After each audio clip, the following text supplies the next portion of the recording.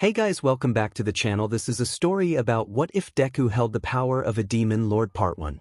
If you guys enjoy this what if and want to see part 2, comment down below and let me know before I start. Please do support for more awesome content and leave a like, and don't forget to subscribe to my channel and also share this video with your friends and check out the description in my playlist.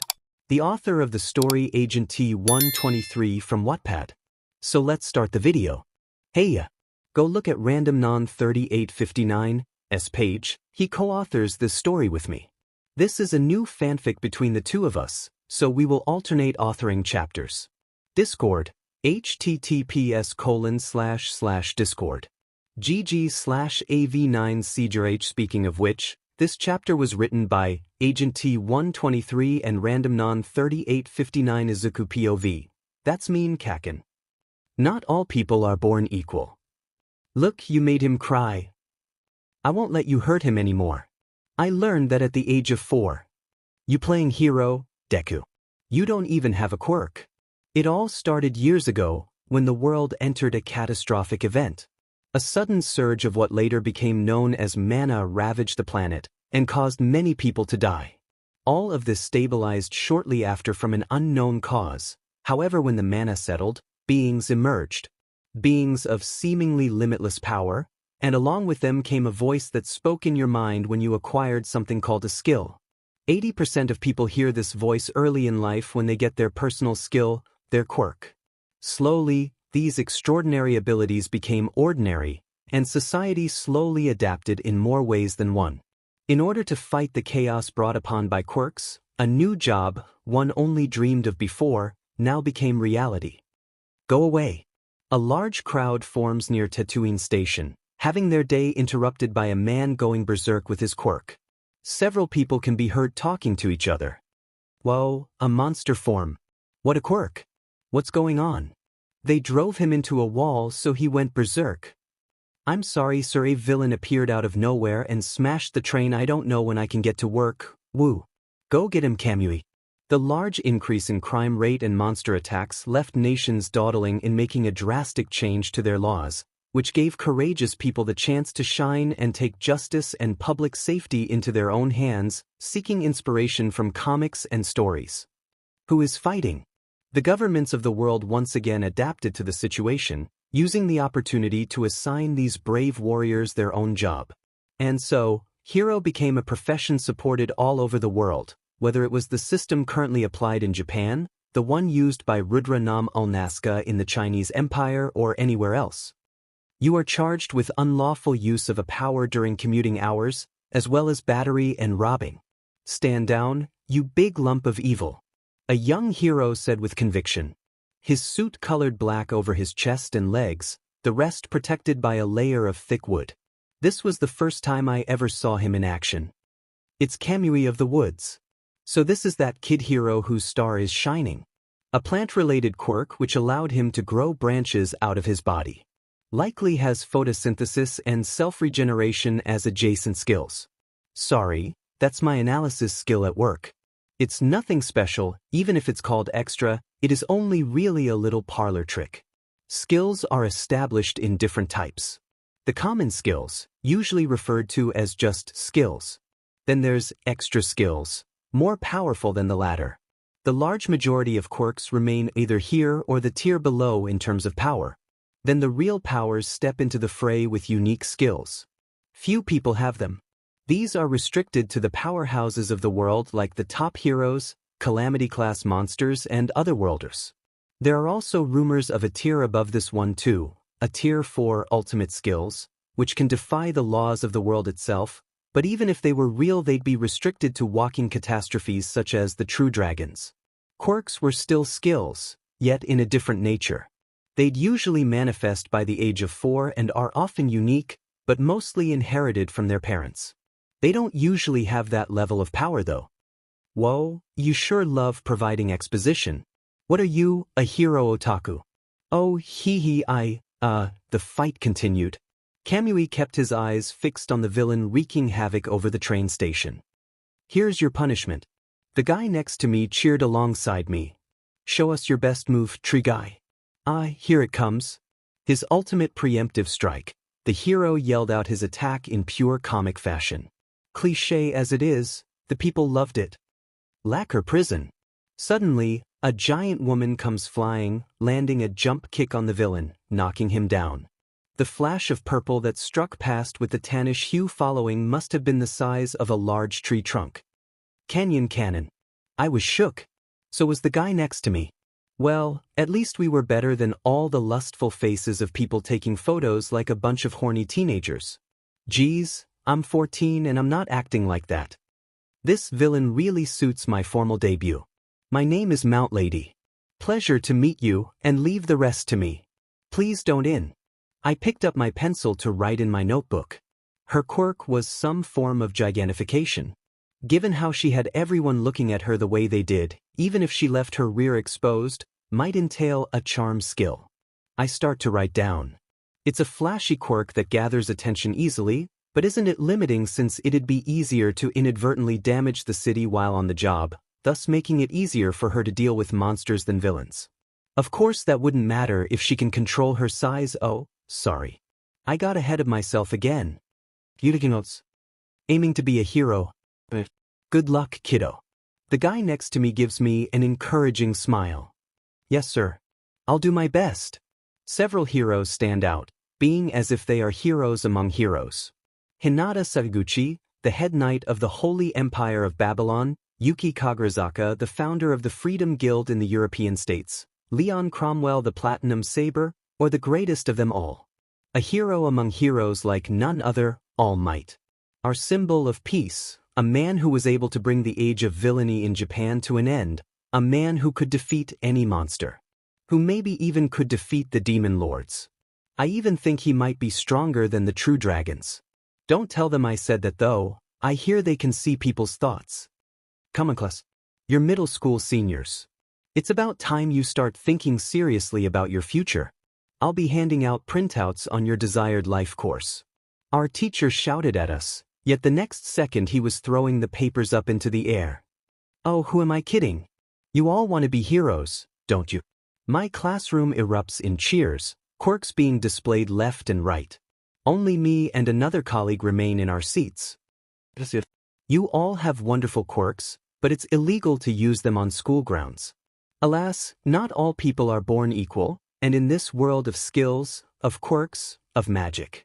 Some people end up like me, 20% of the population.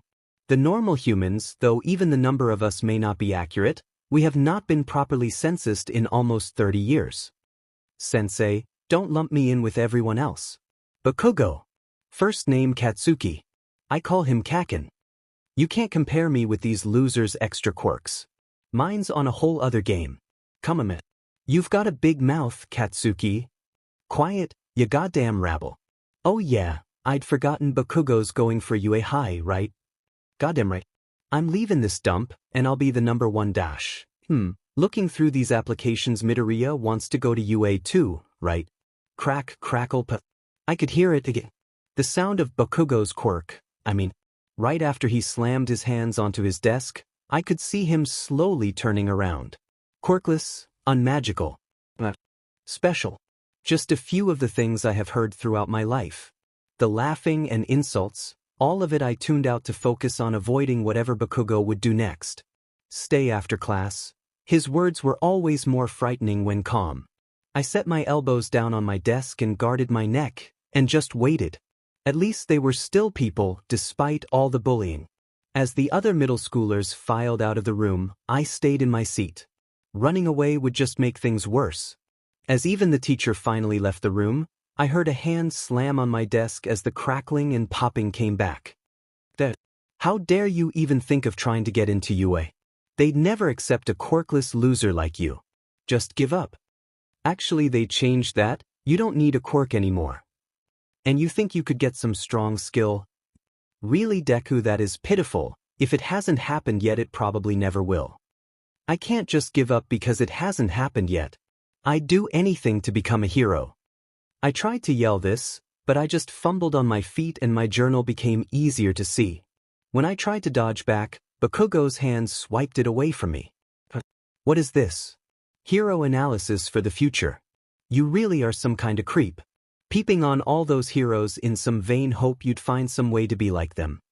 I glanced up only to see a small explosion erupt in his hand before the book flew right out the window behind me. He didn't even give me a chance to respond. And he had already started to leave. I was only able to get a good look at him again as he turned at the doorway, back to me, gazing right into my eyes. Deku, if you really want to be a hero, I can think of one way for you to become one. It. I got just a bit of hope. I needed to hold on to it. Go jump off a roof. Maybe in your next life you'll be lucky enough to be born with a quirk. After that he started bickering with his lackeys, but I couldn't focus on that. In fact, I couldn't focus on anything at all, making sure to pick my journal out of the pond in front of the campus first. I barely managed to change my route home to avoid him. I didn't really think anything of it as I passed under an overpass, one I'd seen hundreds of times. I didn't really know this moment would change my life forever. Hey kid. It was the only thing I heard before my body was covered in green sludge. Something had jumped at me right from a sewer grate next to me. I struggled as hard as I could, but the sludge was too thick. Quickly I lost my breath. So this is how I die, huh? Maybe 𝐒𝐿 was right. I could only give one final thought before a burst of wind hit me and I passed out. It only took a moment and we were safely on a rooftop. That was terrifying. I seriously have no time. Wait, I reactivated thought acceleration to let me think out exactly what to say. Can someone who is quirkless become a hero? I cannot dash. Can someone who is quirkless become a hero? Your dash. I have no quirk and I am constantly bullied for it, belittled. I don't quite know why, but I just want to save people. I need to save people. Even if no one believes I can, I glanced back up to see smoke clearing from where All Might was standing. Is he already gone? Huh. What I saw as the smoke cleared was a skeleton of a man, who resembled All Might incredibly vaguely. Are you really All Might? I am still All Might Bleg. He split up a lot of BLD as he said it. The BLD glowed a bit and had a silverish blue tint to it. It can't be. You know how some guys puff out their abs at the pool? It is sorta like that. Ciao. Even with my skill still active I couldn't understand it. Actually I hadn't been able to turn it off throughout the conversation. Since you've already seen my true form I might as well explain it to you. He sat against the railing and began to speak. He lifted his shirt, and I saw a tiny scar, barely the size of his fingertip. A villain gave me this scar, and while it may look small, there is a deeper meaning behind it. Do you know what mana is? Why yes. It was explained to us in school. Good, well anyway, this scar means my skill, my resistance to my own mana. It was taken from me by a villain. Without that resistance, my body is wasting away every time I go around as All Might. I can take time to recover but much of the damage is permanent, even with regeneration. They had to scoop out my stomach and my lungs are severely damaged. So you only have a limited time as All Might. That is why you became like this. Right? In the past 5 years I have been reduced to being All Might for 3 hours a day, and I need the rest of the day to recover. You can see it there in my BLD. It glows with the amount of mana mixed inside. He pointed to the little puddle of BLD where he had been standing. He continued, I've kept my conditions secret from the public. Please honor my wishes and keep it a secret, oi. The symbol of peace is important to Japan. They must not know I am weakened. I cannot succumb to evil. I won't tell a soul. Good night. The reason I laugh is to deceive myself, distract from the pain and the danger, the terror that dwells within me. If even I could be reduced to this state, imagine what could happen to anyone else. A pro is always putting his or her life on the line, and that is why with a good conscience I just can't bring myself to tell you that you can be a hero without a quirk. I just stopped. I couldn't look up from the ground. You need to see reality for what it is. I barely heard his last words as he closed the door, walking down. I just fell to my knees and stayed silent. To even build up the courage to walk down those stairs and start making my way back home must have taken what felt like hours. I passed street after street. The only thing that could draw my eye, finally, was a large crowd and the sound of explosions. Explosions, that is sorta like 𝐒𝐿𝐴𝐵𝐻𝐿's quirk. I looked past the crowd. There was that sludge villain that captured me earlier. Wait, didn't All Might capture him? He must have escaped when I grabbed on. In his grasp, 𝐭𝐴𝐵𝐻𝐿. Screaming, yelling. Trying his hardest, using his quirk to its fullest. All just to escape. He needed help. He needed someone, something. No one can help. All these heroes have terrible quirks for dealing with him. If only I hadn't distracted All Might. This is all my fault. Hang in there. I'm so sorry. Somebody will come for you. Somebody, a hero will. The second I got a clear sight of 𝐭𝐴𝐵𝐻𝐿's face, his expression screamed silently for help. My legs began running towards him before anyone could react, even me. My ears blurred out the several shouts telling me to stop. I activated thought acceleration to try to make any sense out of the situation. What am I doing? Despite trying to catch up with my own pace, my mind starts brainstorming on how to overcome the challenge in front of me without my control. The villain has a sludge quirk and is probably unaffected by most physical attacks as such. Those eyes are likely his weakness given how they're the only part of his body which is not completely fluid. I take out my backpack and throw it straight at the villain's eyes. As expected, it protects them by shifting them away. The moment it spent protecting itself from my attack, I grabbed onto 𝐭𝐴𝐵𝐻𝐿's arm and pulled it with my whole body. I can barely hear anything as my brain focuses solely on separating 𝐭𝐴𝐵𝐻𝐿 from the sludge. However, my focus was purely on my friend. His words came loud and clear. Why you? My legs moved on their own. I don't know why either. At that moment, I could have come up with any hero quip to say, as I even saw them cross my head. Yet I knew why. It's because your eyes were pleading for help. By this point, the villain starts pulling back, fighting against me. I strengthen my grip in order to stay in place, but my hand is clearly slipping. Suddenly, a massive hand covers both 𝐭𝐴𝐵𝐻𝐿's and my arm.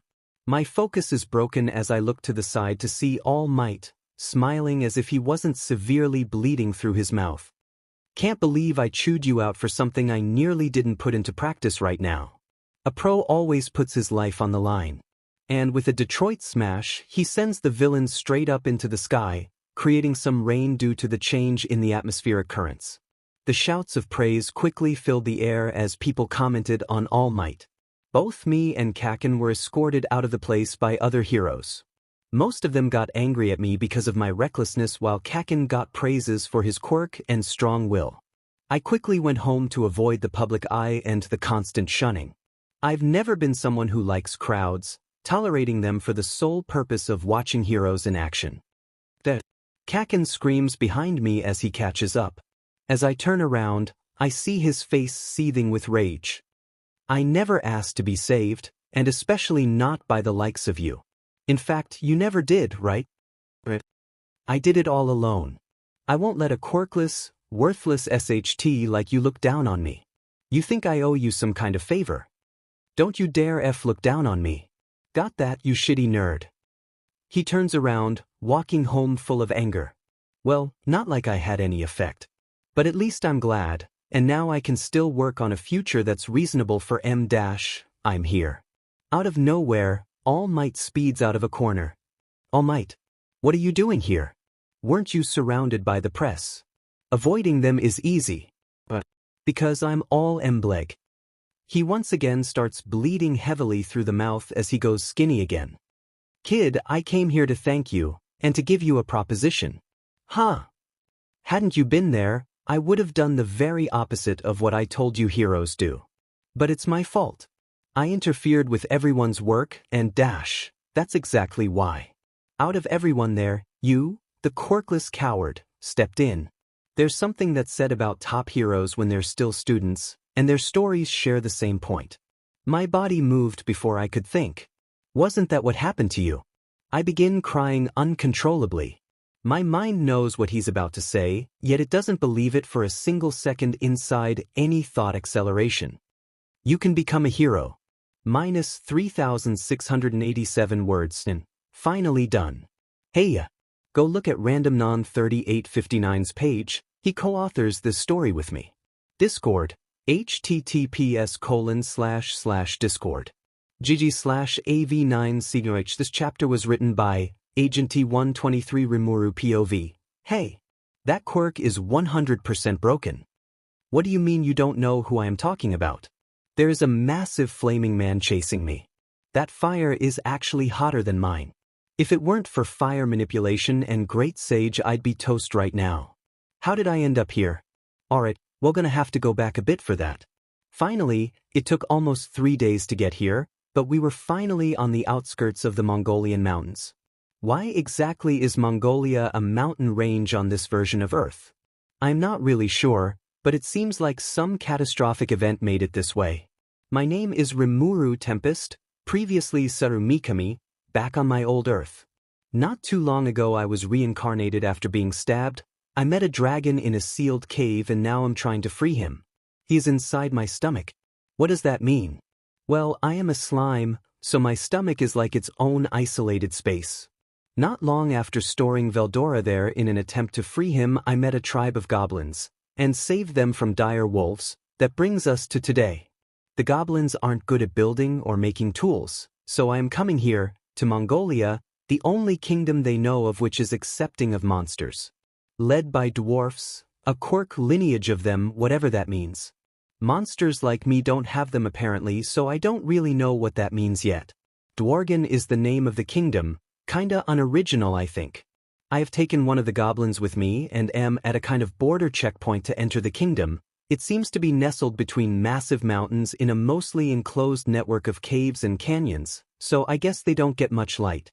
The border checkpoint is built into a massive cave entrance. Waiting in line really is a drag. It seems like most of the people waiting here are in costumes. Since it is the forest entrance, I guess they are adventurers or something. They all look like off-brand superheroes though. Hey look, a couple of monsters. Why don't you get out of here? You really don't belong here with humans. Really, it doesn't matter that much if they are berating us, but what does matter is when the fighter at the front of that little band pulled a sword and aimed it at my goblin and myself. Hey Becco. I tried to tell him off, but I guess that may have been the wrong thing to do. A talkin' slime, that has got to be worth a ton. Another member of the little group pointed out, and it seemed they all prepared for a fight. And after a few more words, I decided to transform to scare them off.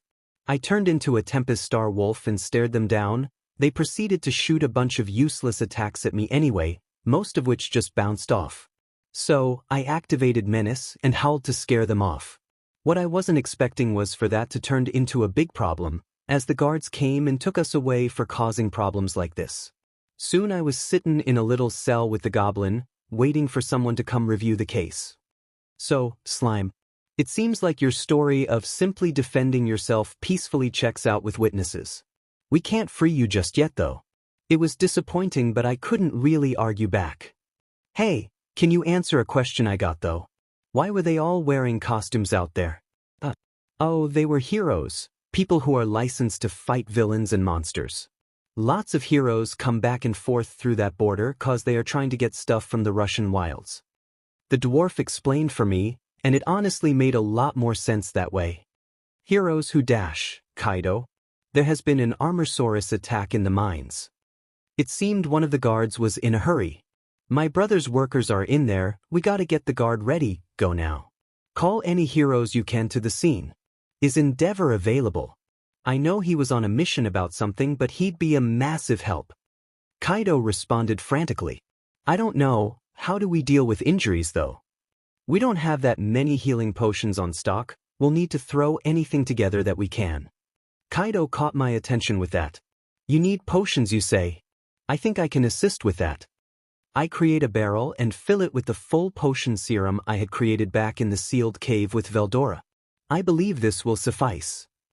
How did you get that in here? It doesn't matter, thank you.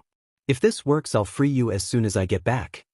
He capped the barrel and ran off with it. It didn't take long for them to be gone. Slime. Thank you, we needed those potions more than we. My brother's workers, my friends. They were severely injured. I can't describe how thankful I am. Kaido opened up the cell immediately on returning and bowed. It's no problem, they needed help. My name is Rimuru by the way, I was glad things had worked out, And he was as polite as possible about the whole thing at the border, so I couldn't be mad at him. Is there anything I can do for you? Kaido asked earnestly. I need help finding craftsmen for my village. Could you introduce me to any? Craftsmen, huh? I don't really know if anyone does that kind of stuff anymore, but my brother makes gadgets and is an inventor of some kind. His associates are the closest to what you are after. Kaido pressed his finger together a bit. I could take you to his workshop now, however he may be busy. Thank you. Hey, Kaiuter. I could tell someone was here at least. I didn't know if it was his brother though. A banging sound reverberated throughout the weird room we had entered. It seemed sorta like a warehouse with racks and racks of weird tools and what looked like gadgets of various kinds. I had great sage start analysis of fun of them. Kaido, I said I'd be busy earlier. What do you need? Did you bring that person my workers said brought the healing potions for you? They were way more potent than stuff we have had in the past, you know. If you could get them to sell me the recipe, I could absolutely use that for some support gear. The barrage of words seemed sorta out of place coming out of the bearded man slash. Here they are. Their name is Rimuru Tempest, as I've learned. Kaido introduced me before stepping out of the way. A slime? I expect it isn't normal if you call them. To add to his weirdness, he did accept me right away. My name is Rimuru, as your brother said. Do you know anyone who could build shelter and make supplies for my village? I immediately got to the point. Sure. I know a few, but I am busy at the moment. I'll help you as soon as I can. I gotta make a bunch of these. He showed off a little wristband which seemed to have a canister attached to it, and a little paddle you could press. What does it do? It's a web shooter. The foreign minister ordered him to give out to some local heroes. 20 of the things, and I only got a week. That man has a hatred of me, something fierce. I could tell his mood glowered. What do you need to complete them? Perhaps I could help. I do see that it has some components made of magisteel. Oh, funny. The canister creating the webbing fluid is made of magisteel and inscribed with the runes to create the fluid, meaning as long as the hero has mana, they can use it. He explained proudly. That is really cool. I couldn't help but get excited at the interesting use of magic myself. Great Sage, can you copy the gun? I think we have the materials. Affirmative. If this weapon is absorbed, it can be copied. Could I see it? I didn't want to try to explain, I'd just help him out. I suppose. Kaijin kneeled down and sort of set the bracelet on my head. He seemed worried when it melted into me. Don't worry. I tried to reassure him. Great Sage. Creating copies. I proceeded to spit out 20 exact copies of the web shooter, or as exact as I could. Teda. Huh. Kaijin stared in surprise of the copies of his work, and then quickly began inspecting each one carefully. He even used one of them. I see these are near perfect. Incredibly impressive, Rimuru-san. It is no problem. You needed help, can you help me now? I asked expectantly. For this I'll introduce you to my associates. They are more general in their contracting, but they are all skilled in various methods of engineering. Kaijin explained proudly. Soon enough 3 new dwarves had entered the room, getting much the same surprise Kaijin did. Rimuru-san, we have a place we'd like to take you as a thank you for your help. Would you like to go to a bar? Kaijin asked pretty quickly once their questioning session was over. Hopping into the place behind Kaijin was a little odd at first. The elf ladies really seemed to like me despite me being a monster, and I even ended up seeing a vision in a crystal ball. Apparently my destined one, a woman with a burn scar on her face. As time passed, soon enough a minister came in and insulted Kaijin. I wasn't focused on him though. Instead I was focused on the hero with him, a man with a beard of flame who was staring me down as if he could see through me. Soon enough, Kaijin punched the minister guy for insult me, and that set the hero off. That brings us here, to me dodging and running from this massive fire hazard of a man. Jumping from roof to roof, like some kind of superhero slime myself, it was actually hard to shake him, so I gave up on that entirely. Instead I made a plan, and activated my sticky thread and steel thread skills to make sticky steel thread, before jumping down into an alleyway that was completely dark. I made the thread as thin and hard to see as I could before making a web and hanging it up. right before the massive flaming guy jumped right down into the alley himself, getting ensnared into my webbing like a fly. I made sure to keep my own fire resistance applied to the thread, and added even more thread to him to make sure he wouldn't just break out and attack me again. I didn't think it was a good plan to really hurt him though, since he was a hero and all. So I just waited. Soon enough the dwarves and minister caught up to us, and it seemed the guards were here too, primarily Kaijin's brother, Kaido. Arrested again, and apparently this hero guy was really important, so this issue went right up to the king. Honestly, having the king himself running a court was really weird in such a modern-looking world. I figured out the hero's name by the way. Apparently his name was Endeavor, his hero name at least. Kinda bad taste, I thought. He was a foreign hero from Japan, and that was why this case went all the way up to the king himself. He had quite a few words for me. This monster is clearly involved with the disappearance of the storm dragon. Its mana is incredibly similar, and this cannot be a coincidence that it appeared in your kingdom shortly afterward. I guess he was talking about Veldora, and he could even see the little bit of aura I was leaking off. I had not given him the credit he deserved as of yet. He was good at the very least. Under your goals, I can understand your attempt at hunting this slime down. However, to leave your guide was uncalled for. The 𝐔𝐬𝐽 guy was really stern, and he didn't even seem scared of Endeavor. You must interrogate this creature. It cannot be allowed to escape. Maybe he wasn't really talking to me though. I tried to get their attention. Really, it wasn't fun to be referred to as it. I was a slime, but I still considered myself a person at least. I just came here to get someone to work with in my village. I did not intend to cause a ruckus. I would like to be allowed to leave. It seemed 𝐔𝐬𝐽 went silent at my words, even if his guards were freaking out that I spoke unprompted. He silenced them with a simple wave of his hands. He really did come off as a king. Finally, after what felt like forever, he did speak. For colluding with a monster insinuated to be related to the storm dragon, I shall impose a banishment on both this slime and its conspirators. As long as this banishment is followed, no further actions shall be taken. Thank you. I even got to have a nice little scene of saying I'd taken the dwarves. They'd be a massive help to my little village.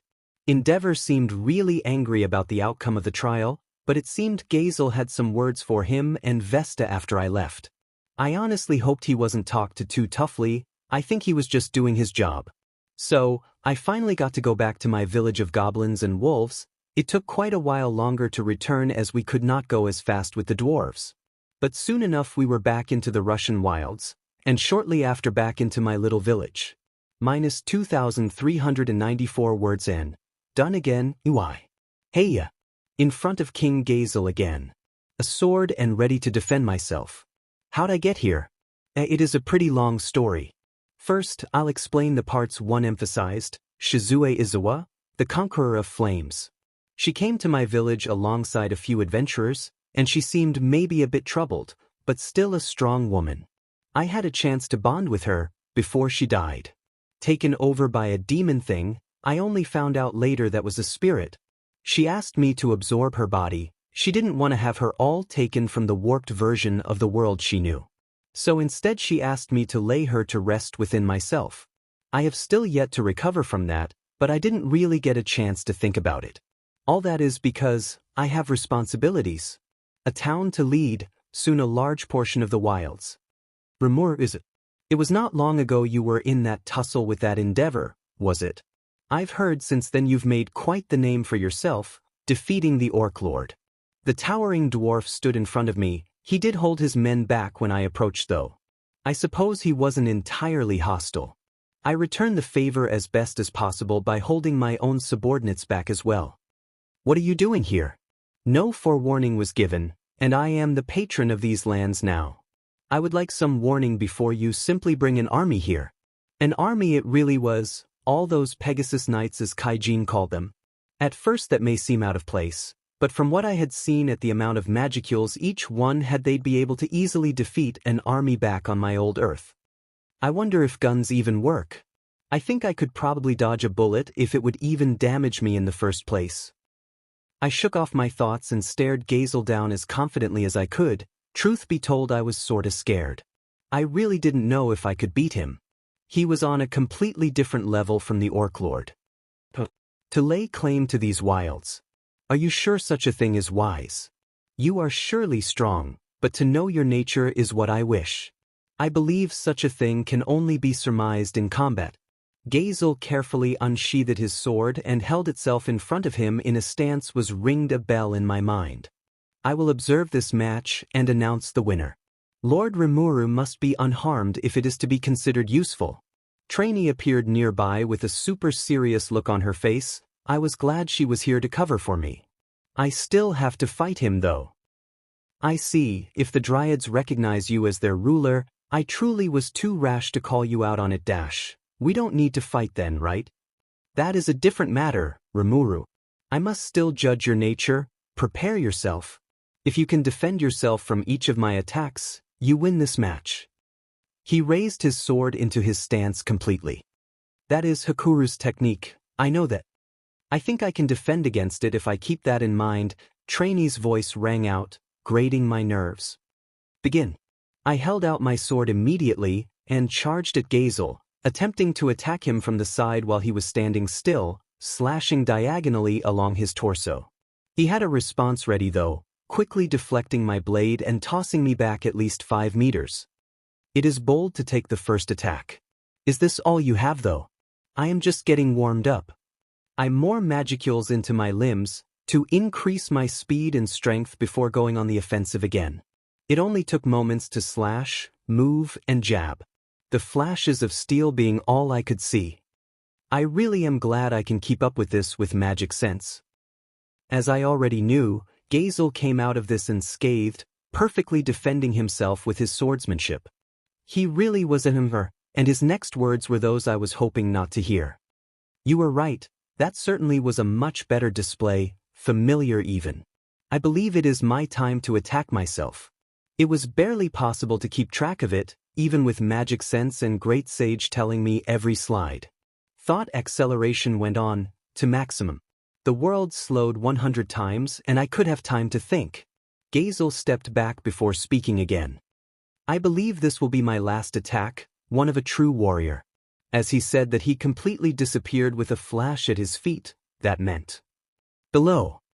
I dodged back and held my sword at my stomach to defense myself, almost getting lifted by his slash, before he and his sword again disappeared. This is definitely one of Hakuru's techniques. So the next attack will come from above. I only barely managed to stop the blade from touching my head. It even split one of my hairs off. I had to brace myself with all my strength. That is enough. Lord Rimuru is the winner. Please restrain yourself, King 𝐔𝐬𝐽.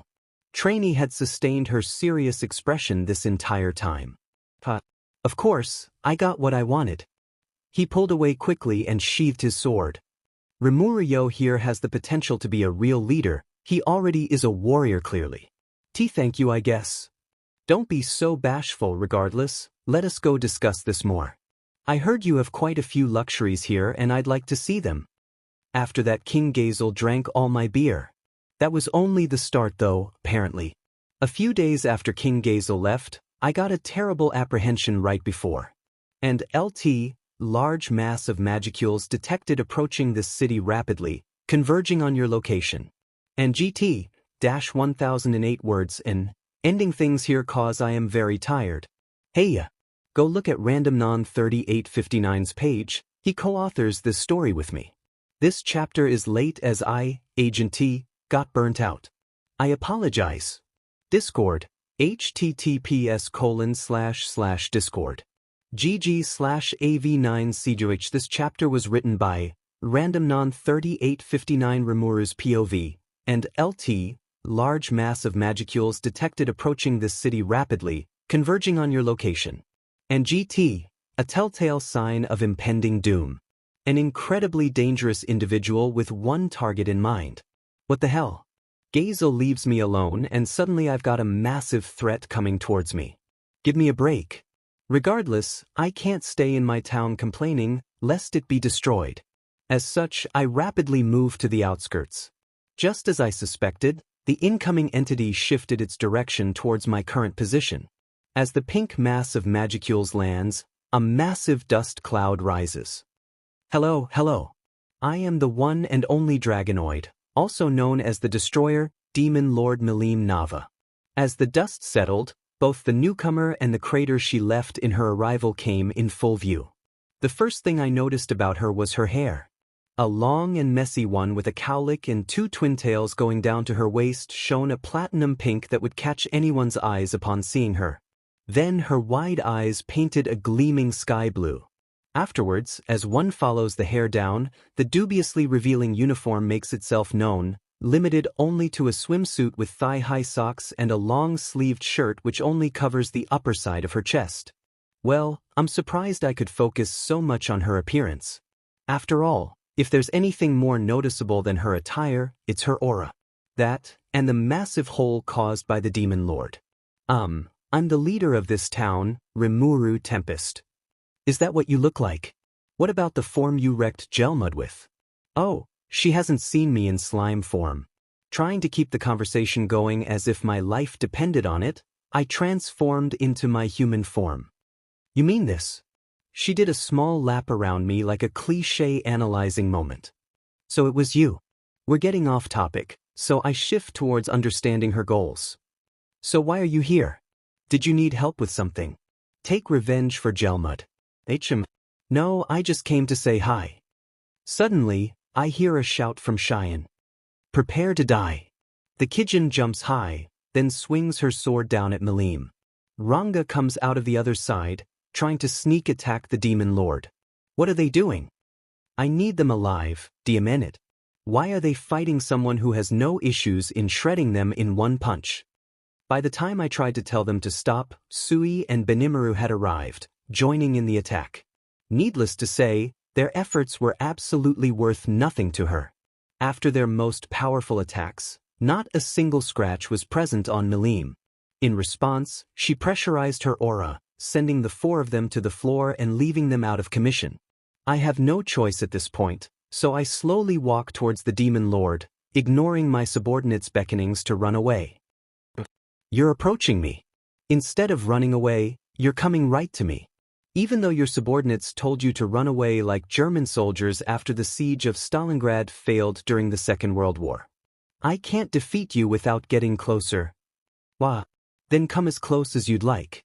We slowly walked towards each other. I spoke up. Let's settle this with this attack.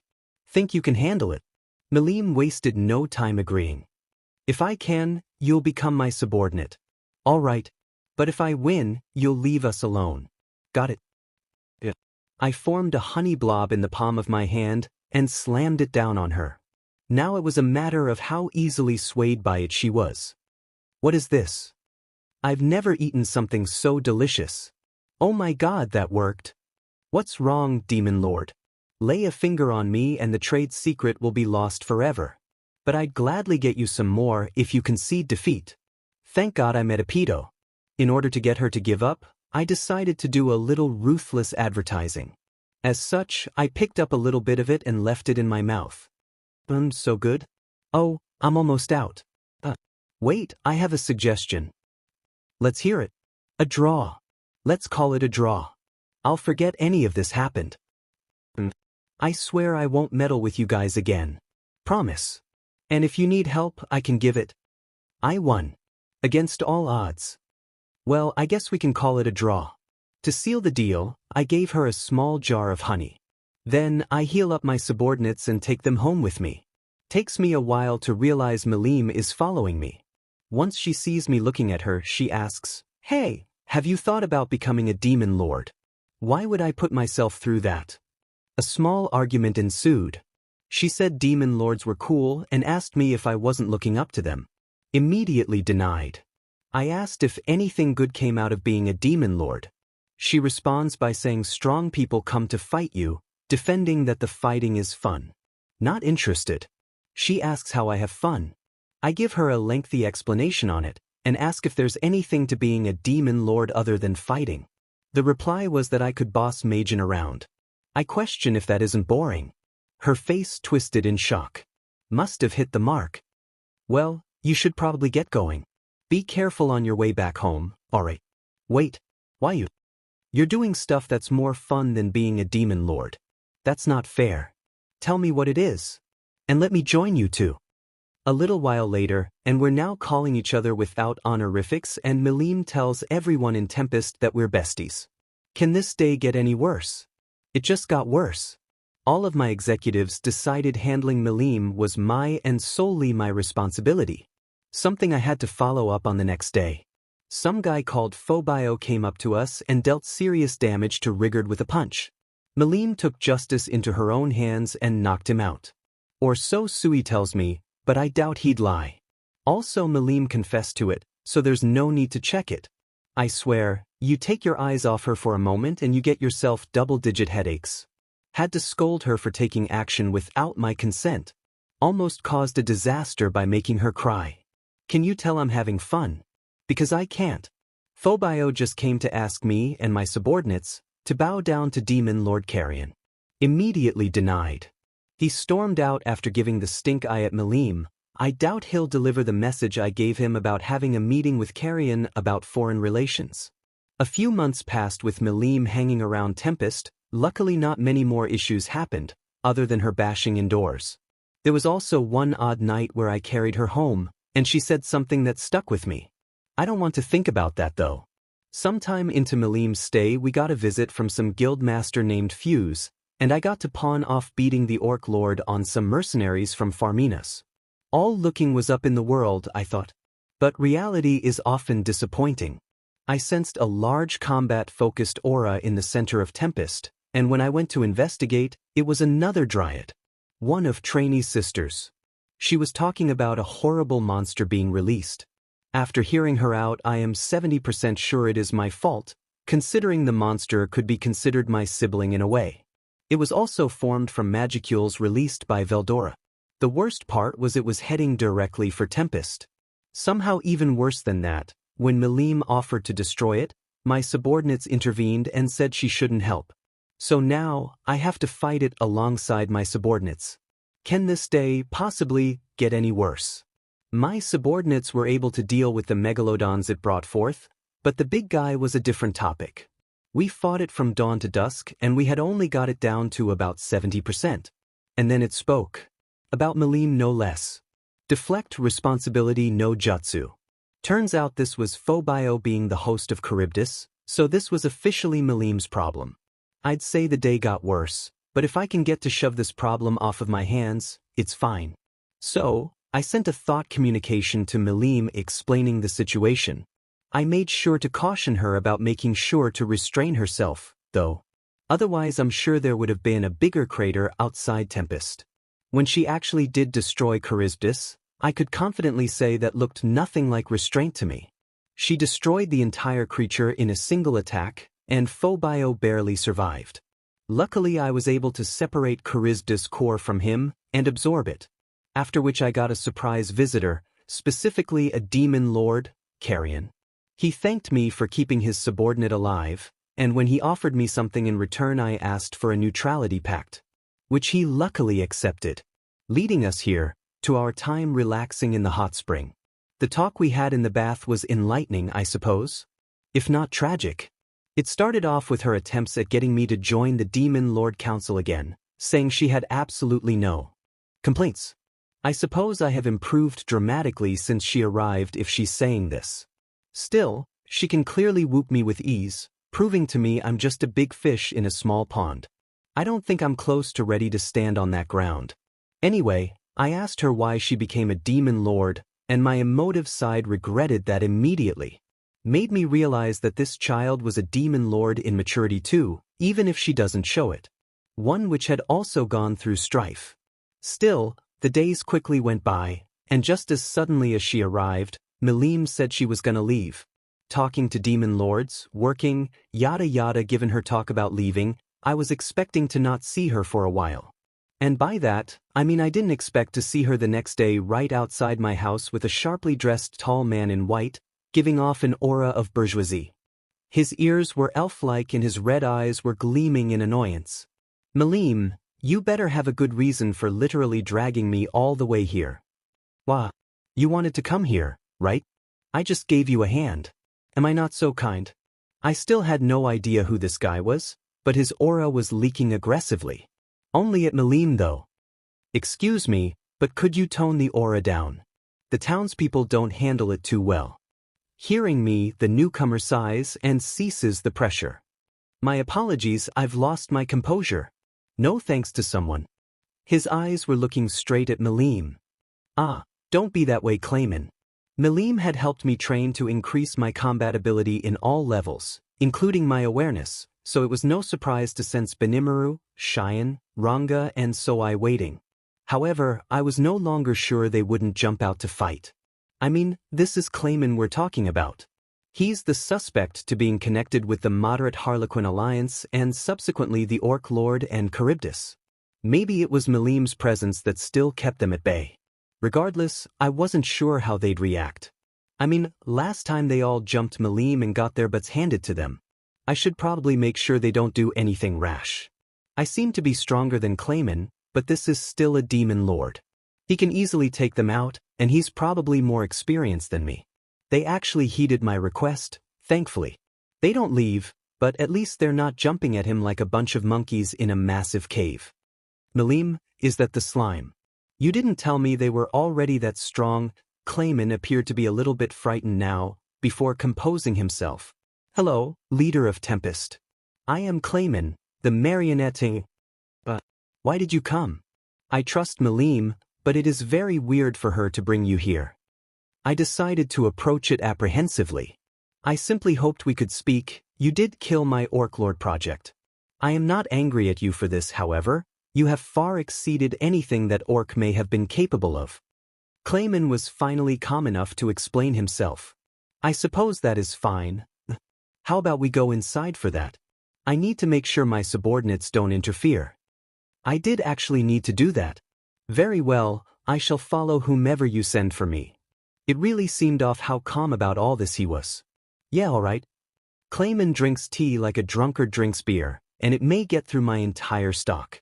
Hey, cool it on the tea please. Besides that, I am ready to talk. Why did you send the Orc Lord into Russia? That was incredibly uncalled for. My subordinates lost their families because of it. I tried to press the issue. I suppose I'll apologize.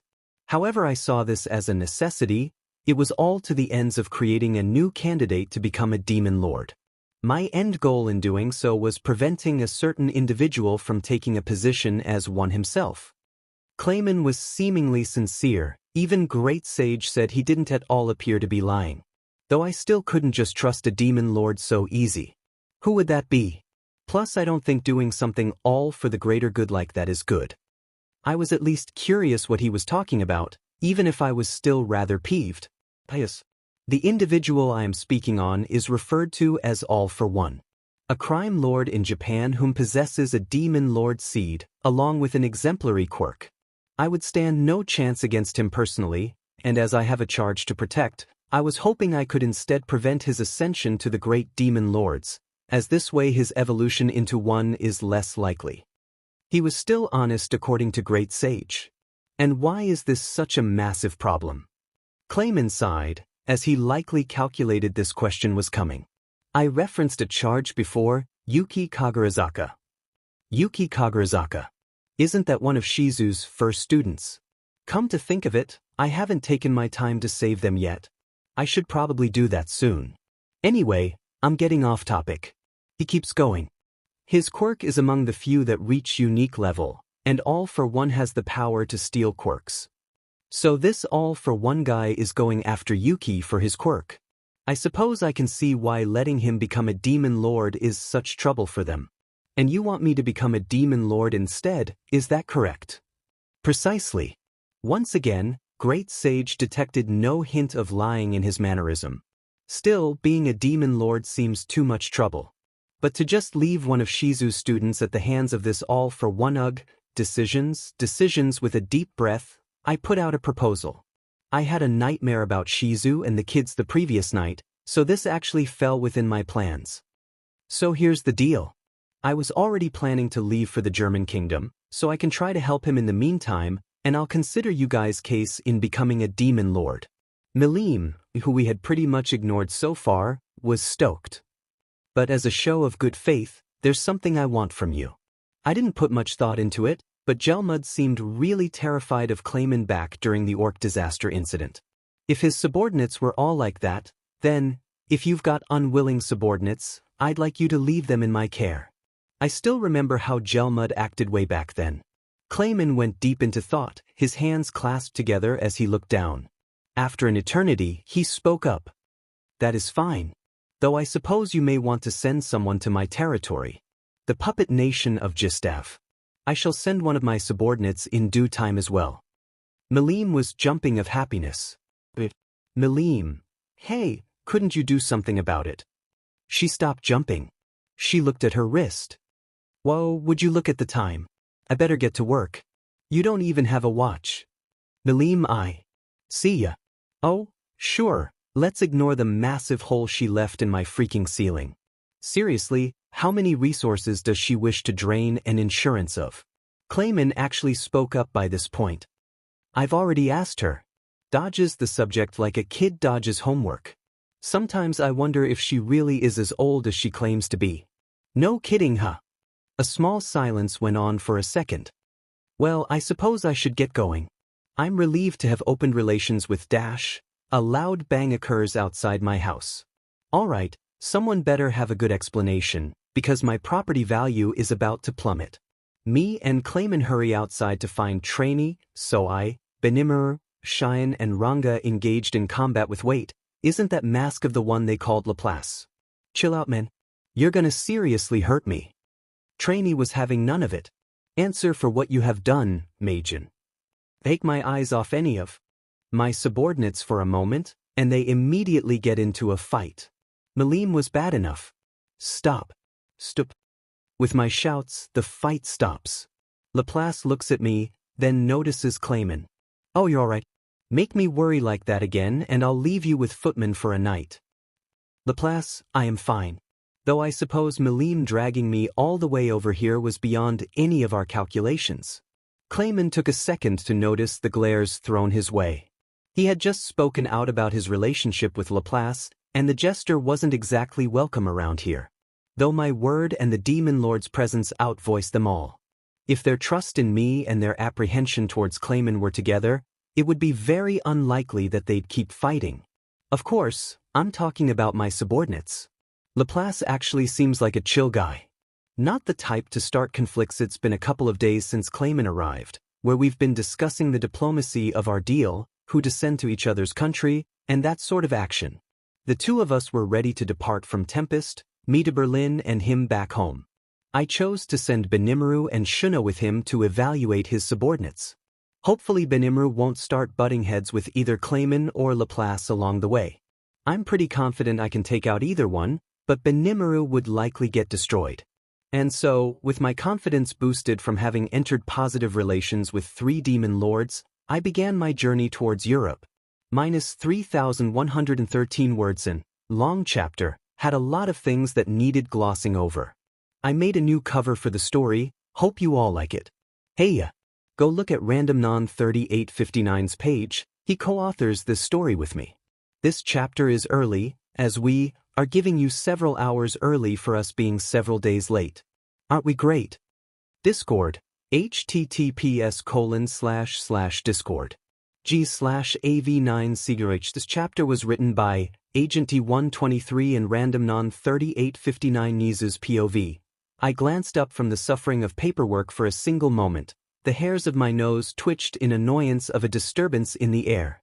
When I met eyes with what caused it, I dropped the paper immediately and pressed a button under the desk as fast as I could. It erected a bubble around me, bulletproof glass bubble. I'll need to give PowerLoader a raise for installing this. Now to deal with the issue in front of me, or should I say, in front of me. Green hair, red maid uniform, I can't sense an aura. There's only one monstrosity that comes to mind. Excuse me, I would like to discuss a deal put forth from my Lord 𝐒𝐽 The primordial green vert, that is certainly not unsettling, Miss Vert --. I would prefer if you referred to me with my name, granted to me by my Mizari. Of course, Mizari-san. What would be the occasion, if I may ask? I could only hope to keep things as cordial as possible. Even with Toshinori in the building, I doubt even he could stand up to a primordial. A student, Gai-sama wishes for you to take in. They are to be sponsored under Leon-sama's expense. Though it was phrased as a request, I doubt it truly is. Regardless, I decided to press for it. Under what authority would this student need to attend? Under my own. I shivered slightly, but attempted to ensure it wasn't noticeable. Very well, I cannot refuse such a request. I assume all their papers are filed correctly. I can only do so much with the Public Safety Commission. Of course, the demon stood and walked directly to one of my filing cabinets. Directly to one holding all current applications for recommendation students. In the blink of an eye, a folder was held and placed on my desk. They have already arrived, in fact. I see. Glancing down to the folder, a picture of a girl with straight blonde hair and blue eyes caught my attention. Melanie Nukazuku POV, my boy. The most important part of using one for all is a physically fit body, but the second most important part is resistance to the mana stored within the quirk. Without these two things, you'd likely turn into a small irradiated prune and then explode after attempting to use the quirk. All Might's booming voice came down like a hammer on my hopes and dreams. But you said you'd give me your quirk? How could I possibly take your quirk? I have none of those things. My mind immediately raced with all the self-doubt on this side of town. Even thought acceleration engaged to help me imagine more self-doubt. Young Midoriya, I am telling you this to help you understand. You are not a suitable vessel, not in your current state. However, given the right time and training, you could become the perfect vessel. All Might quickly assured. Is that why you brought Mai to this beach covered in trash? Ah yes. I have a plan for you to clean up this entire beach in the next 10 months. However, there are another few reasons. I hope for you to understand that being a hero isn't all about those flashy entrances or taking down villains. Being a true hero is about helping your community. Even in unseen ways, like this beach. All Might explain the mindset behind cleaning up this beach, even if we could have just gone to a gym instead. Though he continued, one more thing though, I will release my champion's hockey here at this beach, for you to be exposed to. Sir, that would be very dangerous. Releasing mana in public like this could seriously harm people. And for me you say, I don't know if this is wise. I couldn't understand his reasoning in the slightest. Calm down, calm down. That is another reason we are on this beach, so we are far enough away from everyone else that I can release a small portion of my aura. No one else will even know it is present. I will also keep it small enough so that you are not hurt any more than necessary. All Might's strategy started making sense in my mind. So you want me to develop a resistance to mana alongside becoming physically stronger? Won't the mana make me sick if the dose is too high? Yes. I will attempt to keep these doses small until you have built up a resistance. He was speaking far too enthusiastically though. I don't know if he realized he was talking about poisoning me. I see. I'll follow this plan as well as I can. So, for those 10 months, all I did was train. Even through events like the disappearance of Veldora and the defeat of the Orc Lord. I didn't stop, through all the sickness and stress. I even kept up with my studies while doing all of it, everything just for you. As the days passed, I could feel myself getting stronger. Each dose of Magicules felt lighter on my stomach, on my heart. Finally, the last day came. The last day before the entrance exam, 6 o'clock in the morning, and I stood, screaming into the sunrise. As my vision faded out, and for a short moment, I felt as if I was falling. As my eyes opened, I saw the massive smile of my idol, my hero. All Might looking down on, proudly. My boy, you've exceeded my expectations. I couldn't believe my ears. I was being praised by All Might. I did it with all my effort. I really was the vessel for his quirk. Wait, I don't have that. That skill. I need mana resistance. That. I can't fail. I need it. I'd do anything. The sun glared in my eyes. While the world slowed, I could tell All Might was waiting for a response. I couldn't say a word. Anything. Notice, will of individual, Midoriya Izuku, recognized. Would you like to proceed with acquisition of Magicule resistance? Y/N, yes. Notice, magical capacity of individual, 𝐒𝐻𝐻𝐼𝐴 𝐒𝐻𝐻𝐼𝐴 is insufficient for the acquiring of this skill. Substitution of soul energy will proceed. It was as if I was suddenly stabbed from every direction, pain racked me. Not my body, something else, it was as if I was hurting all the way down to my deepest self. Notice, acquisition of skill, magical resistance, successful. I gasped out in a sudden feeling of lightness. All Might. I did it. I did it. That you did, my boy. This was you only 10 months ago, and look at yourself now. You are ready to receive one for all. It feels like I cheated somehow. I paused. You've gone so far for me. All Might. Who are you kidding, kid? This was all you. Stop being such a crybaby, it is time for your reward. He continued after somewhat of an awkward pause. You know what they say, there is a difference between something you got from luck, and something you won after busting your butt. Puff your chest out and be proud, this is a power you earned. I smiled and did as he said. Now eat this. He held out a piece of his hair, plucked straight from his head. I immediately got confused and he rushed to explain his quirk was absorbed through DNA that had to be ingested. At the gates of UA, I couldn't contain my excitement. Though I was worried, the voice of the world hadn't yet told me I had received a quirk yet. The mixture made my stomach knot up, and as a result, I tripped immediately upon stepping inside the gate. My gaze progressively fell, closer and closer to the ground, till I suddenly stopped. As if gravity itself had stopped working. My position was corrected as I felt someone lift me up and make me stand, and when I saw their face it was a girl with brown hair and puffy cheeks. Sorry for using my quirk on you without asking, but you know what they say, it is bad luck to fall before a test, you know. Ho-ho-ha. Well anyway, see you later, good luck. She sped away. I talked to a girl. Another girl with blonde hair and wings.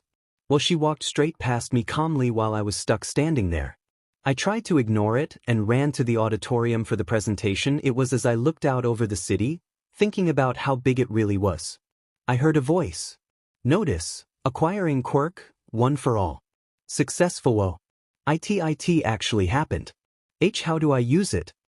I felt a shiver run up my spine as I thought about it. One issue came to mind though as I looked to the other examinees. That aura the quirk will release.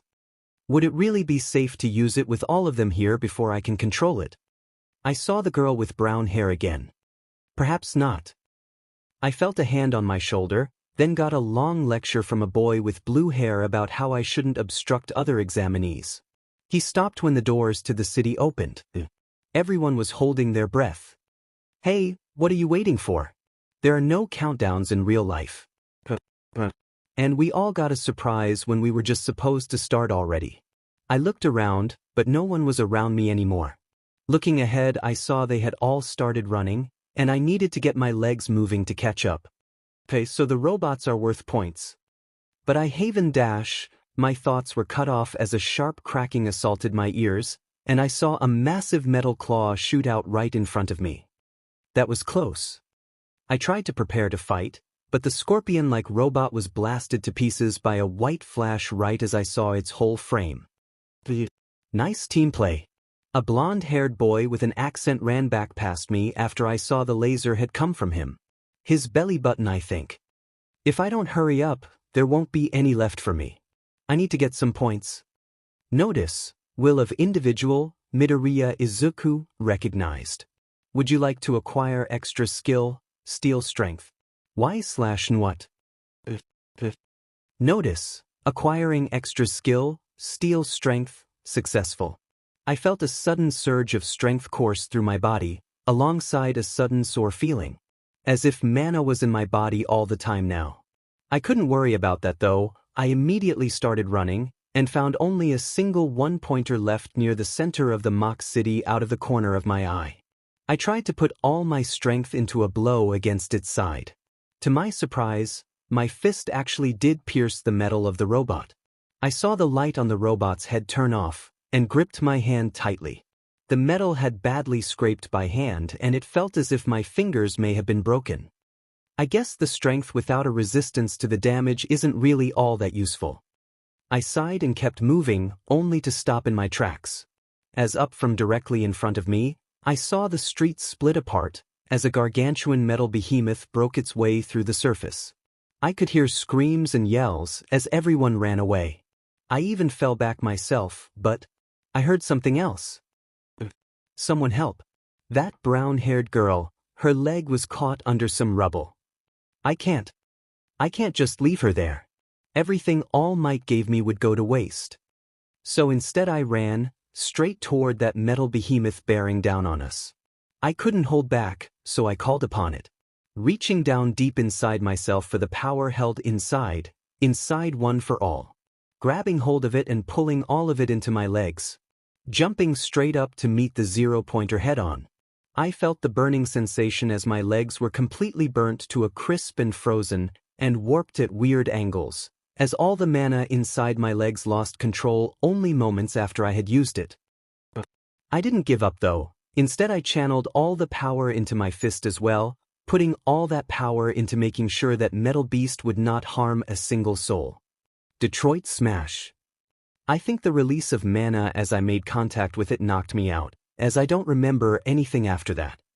Legsroid. I don't think I'll be able to be a hero if he's like this. My lower body feels numb. Can't feel my legs. Neither can I feel my right arm. I doubt he'll give up because of that. He's a stubborn kid. He'll probably acquire self-regeneration for it. Is that All Might speaking? That's true.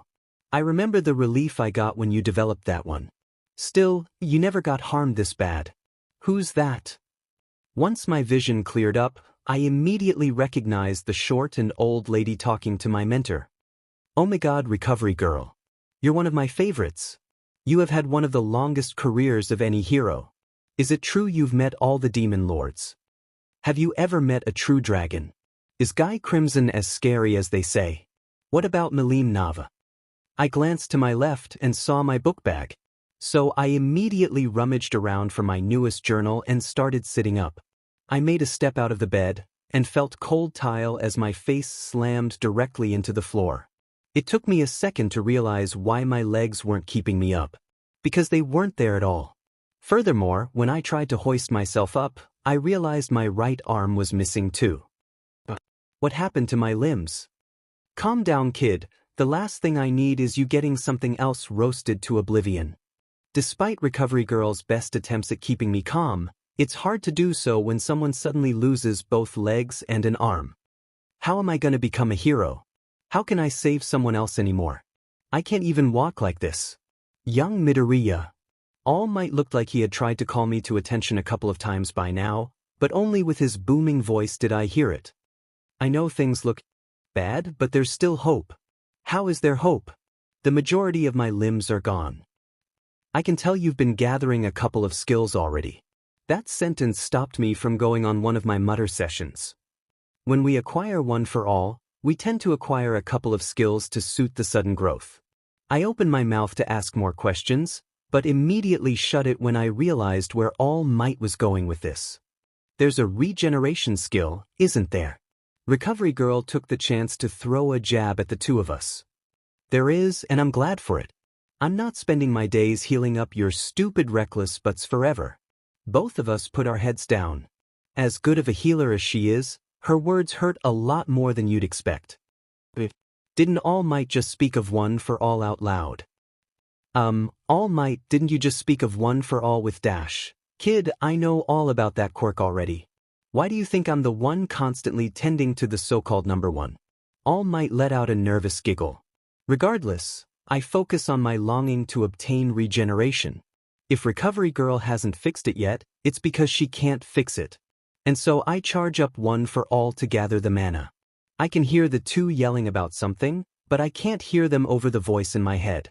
Notice, will of individual, Midoriya Izuku, recognized. Would you like to acquire skill, self-regeneration? Y/Nias. Notice, acquiring skill, self-regeneration successful. I can feel my skin burning with the use of One for All, and the pain that comes every time I acquire a new skill makes itself present. Young Midoriya, stop that.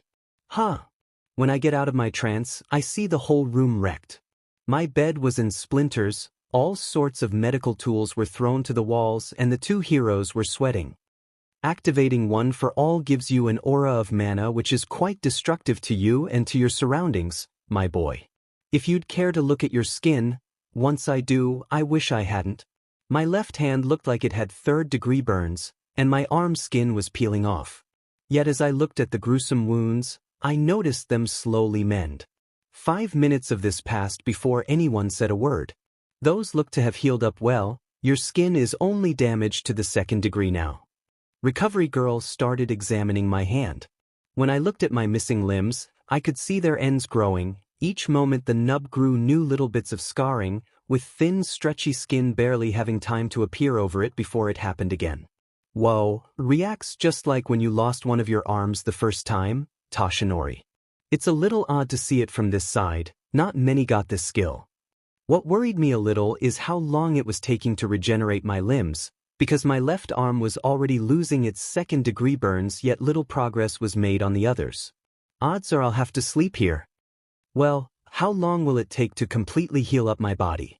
I'll have to run some tests to figure out exactly how long, but I can guarantee a couple of days, so you better get used to these beds and hospital food.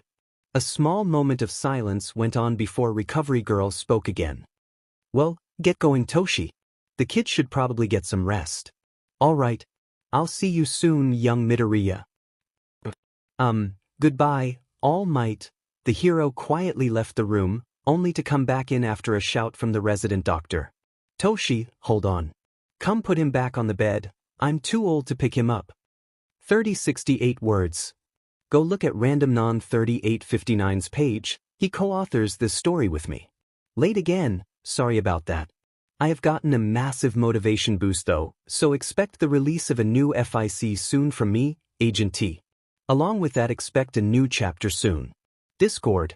https://discord. GG/AV9CGH. This chapter was written by Agent T123 Izuku POV. Stepping up to the massive door, I could only look up to see its absolutely massive height. It isn't that wide, it is just incredibly tall. It would be useful for some mutants, but not others.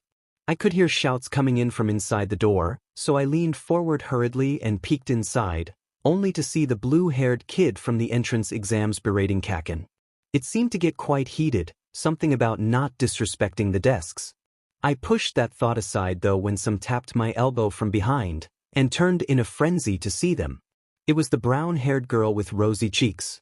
Hey, you're that boy that saved me during the entrance exam, right? My name is Ochako Uraraka. She pressed her fingers together while looking down, before looking back up with a sunbright smile.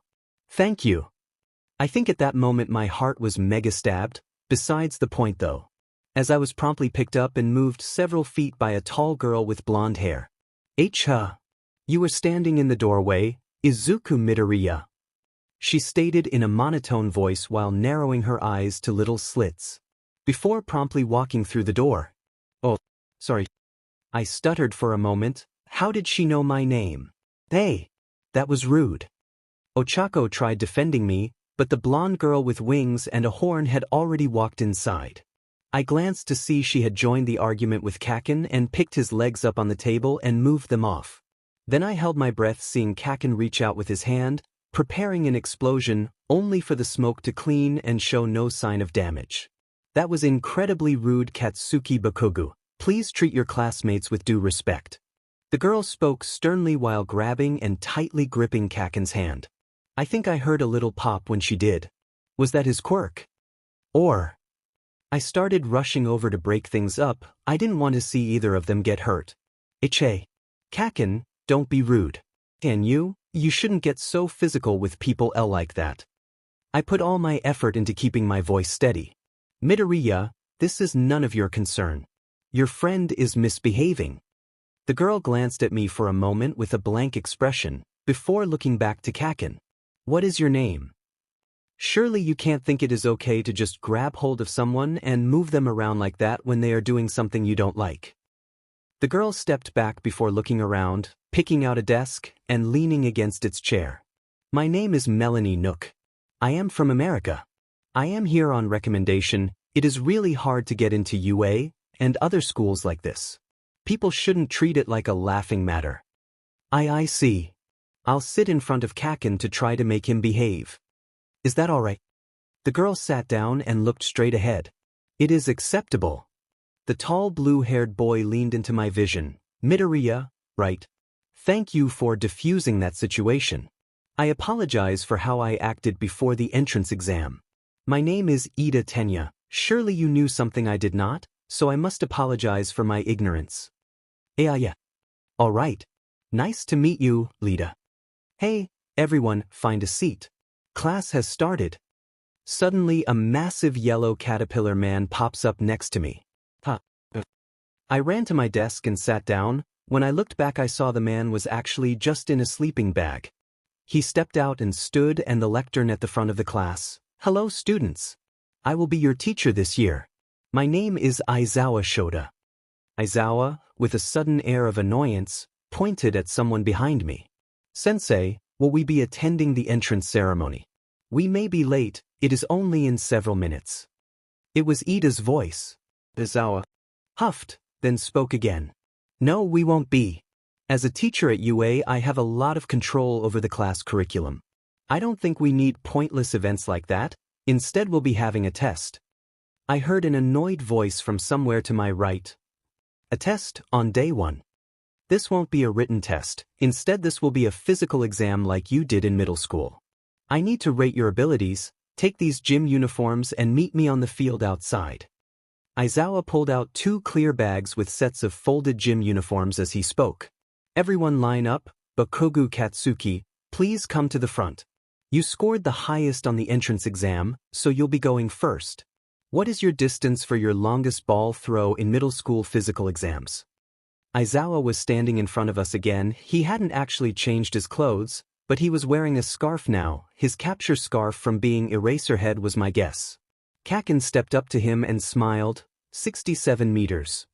Decent, anyway. Take this ball. Aizawa tossed a baseball for 𝐭𝐿𝐴𝐴 to catch. You see that circle? Stand in the middle of it and throw this ball. You can use your quirk and any skills you got as long as you stay in the circle. Oh, you got it. 𝐭𝐿𝐴𝐴 happily strode into the circle with a massive grin, before reeling his arm back and flinging it forward while letting off a massive explosion. The ball soared into the sky as a result. I think I saw something shiny for a moment when that explosion went off. It built up in 𝐭𝐿𝐴𝐴's hand.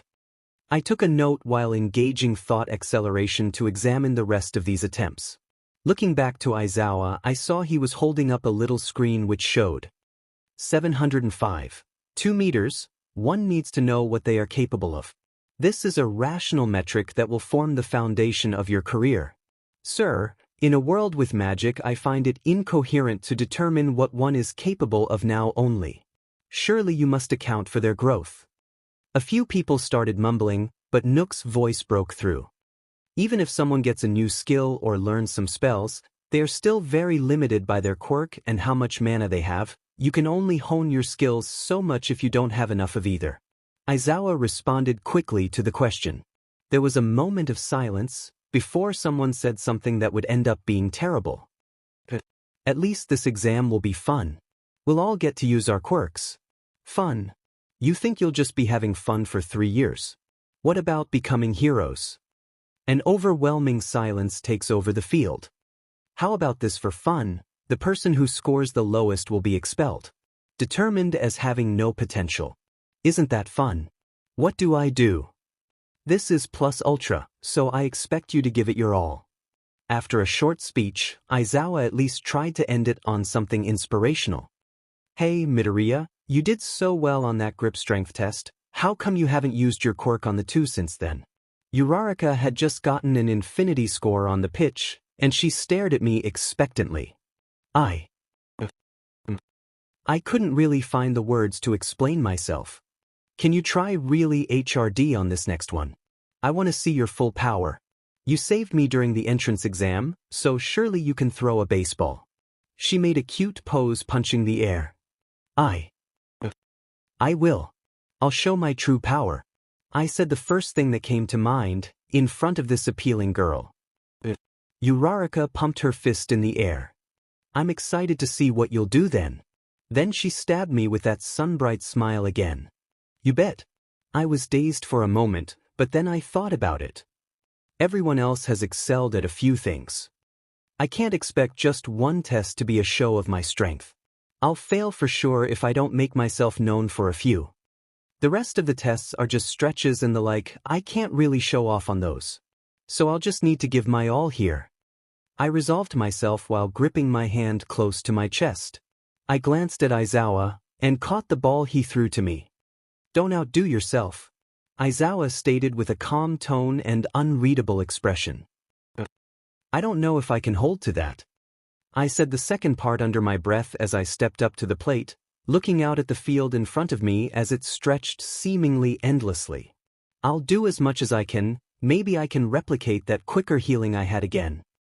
I engaged thought acceleration and began preparing to use one for all, in my full arm. I could see a sparky green aura envelope the area around me as I reeled back my arm and forced as much mana as I could manage into my arm in a burst. All might. I will be a hero. I noticed only a split second before I launched my arm forward and released the ball. That green aura around me had completely disappeared. I just tried to use it for sure. How come it all just suddenly stopped? I held my arms out in front of myself in immediate confusion, seeing them both perfectly pristine. I erased your quirk, and all that mana you had swelling up around you. I glanced back to see Aizawa walking toward me slowly, a red glow in his eyes as his scarf levitated around him with his hair. Erase her head. Of course. One step. It defies reason how someone like you entered this academy. 2 steps. Your quirk releases massive amounts of mana, you can't reign in its full power at all. It took you 3 days to recover from using it, once, during the entrance exam. I have no idea how you even recovered at all from those injuries. You should have been permanently crippled. 3 steps, I couldn't move. Suddenly I was tied up, glancing down I saw it was Aizawa's scarf. Did you think someone would come save you when you decommissioned yourself? Did you think normal people could survive if you let your quirk go wild? No, I didn't. I just I'll give you one more try, if I see that aura again, or you can't move your arm when you are done. You're expelled. His scarf and hair dropped, along with his eyes no longer going. There, you have your quirk back. Try again. I was released from the scarf, and I could only watch as Aizawa walked away. Soon enough another ball was tossed to me, and I caught it in a daze. I just need to not have the aura. And not break my arm. I paused to think while engaging thought acceleration again. I need a real showing, I can't just hype myself up like that, and only do better than average. I don't think I can modulate the power to my entire arm though, I'd just overshoot or undershoot. I don't have that much control yet. I reeled back my arm one more time. If that is the case, I'll just need to use a smaller area. I focused all the power to my index finger, and forced as much mana into it as I could. I only saw a few spark around my arm as it flew by, and only my finger felt like it was burning up. When it was finally over, I glanced down to my hand and made a fist. I can still move, sense it. I glanced back to him as my cheeks felt wet, and saw 2 people grinning. Aizawa with SHD eating grin, and Melanie standing some ways behind him with a grin of her own. Why does she stand out so much? Minus 2,684 words. Go look at randomnon 3859's page, he co-authors this story with me. Okay, our schedule is a mess. Discord, https://discord. GG/AV9CGH. This chapter was written by Agent T123 and randomnon 3859 Toshinori's POV.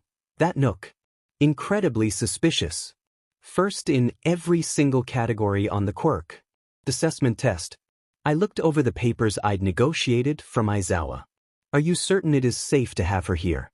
I trust Leon - she's just a girl. I looked up to see Nizu giving a serious face. Just a lost child. What do you mean by that? I'm sure you'll figure that out eventually. Nizu sighed, then raised his hand to shoo me from his office. With a sigh, I stood and made my way to the door. After a moment to shift into my buff form, I started walking through the hallways. Even only a small amount of release is still straining. It is getting worse. Distracted by my thoughts, I hadn't noticed a boy with curly green hair holding out an arm to get my attention until the very last moment. He had stepped right in front of me to almost get run down. "Oh my, sir." Midoriya.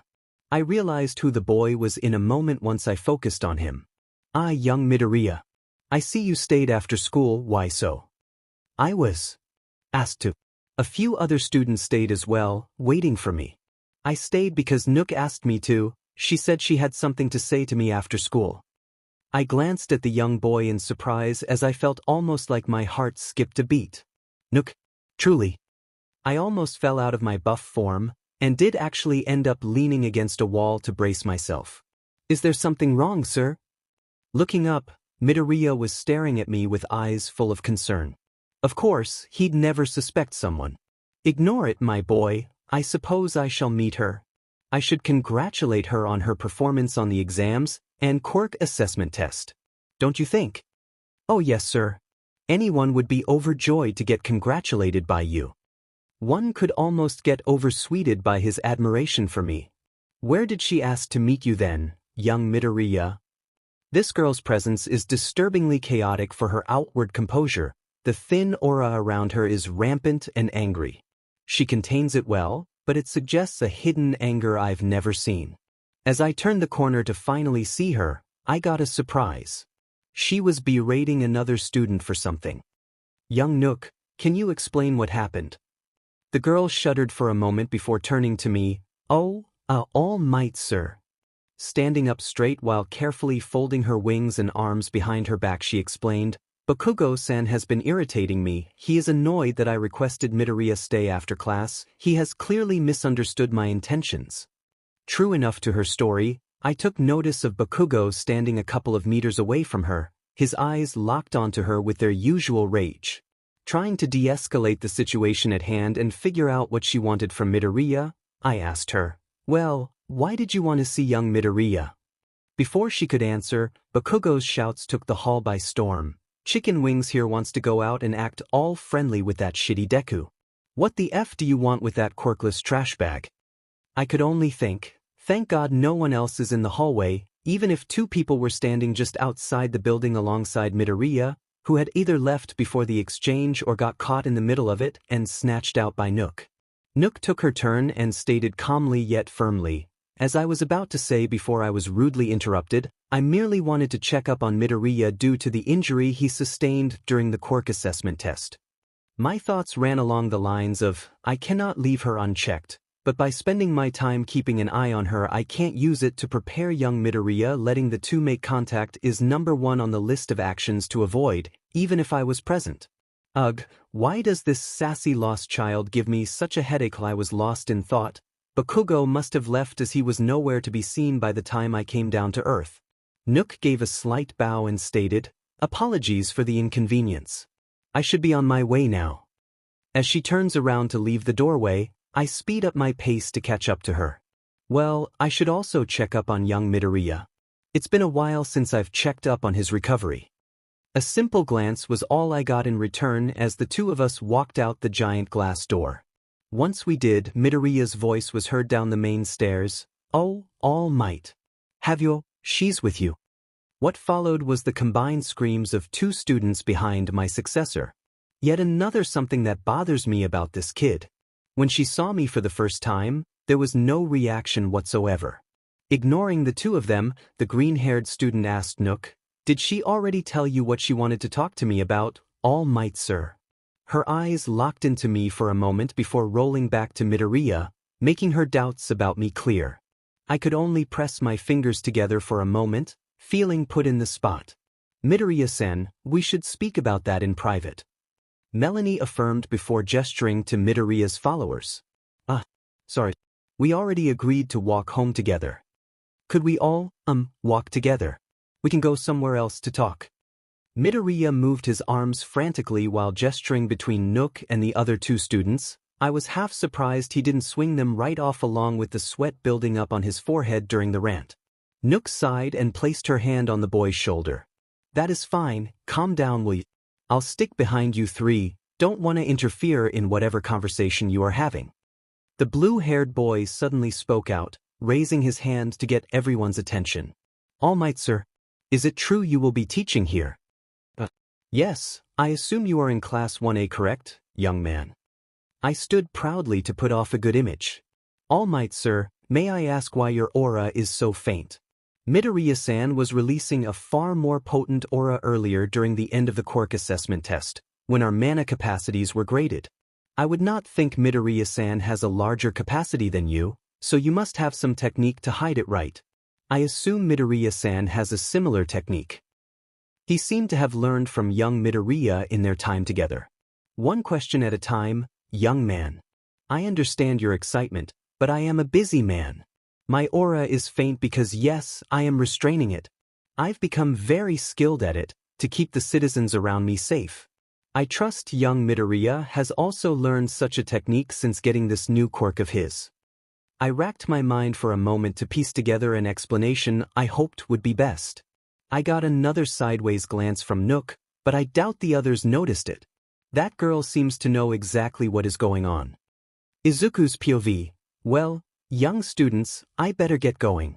Being a hero is a job that requires hard work, after all. Remember this. If you want to make it as a hero, you should go beyond. Plus ultra, said All Might as he left Yue with a massive jump which sent a small gust of wind over me, Uraraka, Ida, and Nook. I stood there for a moment in awkward silence, not knowing what to say after All Might had left. Suddenly a voice rang out in my ear from directly next to me. Oh my God, I met All Might. I really met him. And he gave me advice on how to be a hero. My ears. I could only think, am I like that when I go on a muttering spree? Uraraka-san, you shouldn't scream by your peers' ears. Once Ida spoke with his booming voice and I looked over to him, my thoughts went to, you just did the same thing. And what are you doing with your arms?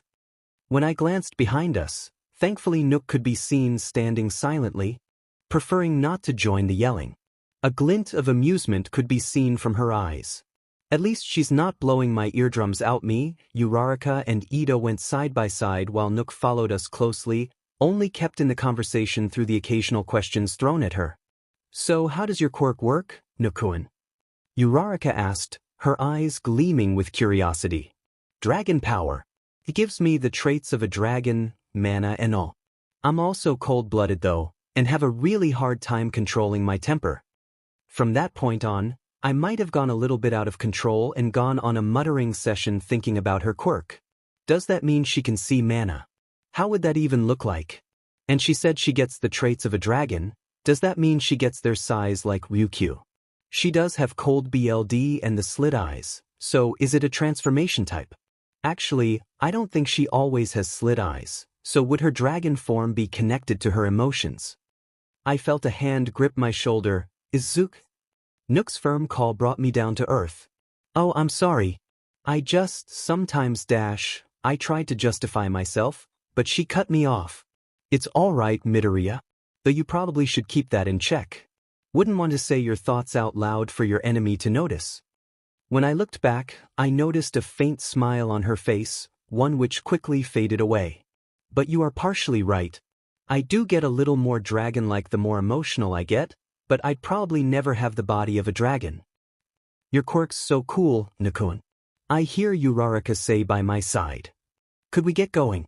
As much as conversing with you is enjoyable, I have a train to catch. Ida's voice got me to snap back to reality. When does your train arrive, Ida-san? Uraraka, concerned with Ida, asked. Looking at his phone, his skin went white. 5 minutes. I better get moving. See you 3 tomorrow. And with a sprint, he ran off towards the station. Wait up, Ida. I also have to go. Uraraka shouted for Ida and broke into a sprint in an attempt to catch up to him. Well, that was something. Nook was unfazed by the two's sudden leave. Calmly, she asked, Hey, about me wanting to talk to you, do you have any place where we can go to talk in private? Maybe where All Might be. I've also got something to say to him. This got me sweating bullets for 2 reasons. First, a girl asked me to have a private conversation. Second, she wanted me to get her in contact with All Might, which brought a number of issues. Does she know about my relationship with All Might? If so, how much of it? Still, the thought of speaking to a girl got me flapping my arms about as I gave a shaky reply. Oh, yeah, sure, I mean, I think I have a pee place. You do. Can we go there? Nook said with a bare minimum of surprise. Why not? I'm not busy. Are you? Toshinori's POV. Her story is perfect, but every time she re-incriminates herself. This lost sassy child is far too much of a headache. As I jumped from roof to roof following the train, I had seen young Midoriya aboard. I couldn't stop my thoughts from running wild. Is she in league with All for One's remnants? She seems to be aware of One for All. Plus, that quirk, it is incredible. Simply incredible. It explains her aura's chaotic and rage-filled nature perfectly. I saw the train take a branch track heading toward the Dagoba municipality, and managed to grab only the bumper car as I jumped past the train. I don't think anyone noticed me. I carefully watched the aura of young Midoriya and Nook, while standing on the back of the train. I could not go further, but I could at least stay here. Nothing noticeable. No signs of combat, they seemed to simply be sitting there. I sat on the train's bumper to watch them throughout the ride, while gathering my thoughts further. Surely if she was in league with All for One, Leon-sama would be able to figure that out. I doubt he'd willingly send a villain into UA. It is still so suspicious though. Once the train came to a halt at the station, I jumped to a nearby roof and waited for the pair to exit the train station. I could see them both casually walk out while making small talk. More accurately, Midoriya was struggling for words while Nook stayed silent and just kept walking. Down the sidewalk, through an alleyway. As I followed jumping from roof to roof, I realized immediately where they were going. The beach. Of course Midoriya would come here when asked to go to a place I might show myself.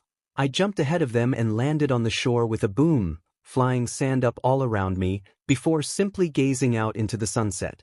I had to rely on my magic sense to keep track of them. It was fuzzy from this distance, but I couldn't look like I was following them before this. All Might. You really were here. Nook said she was sure you'd be wherever I first guessed. I wasn't sure though.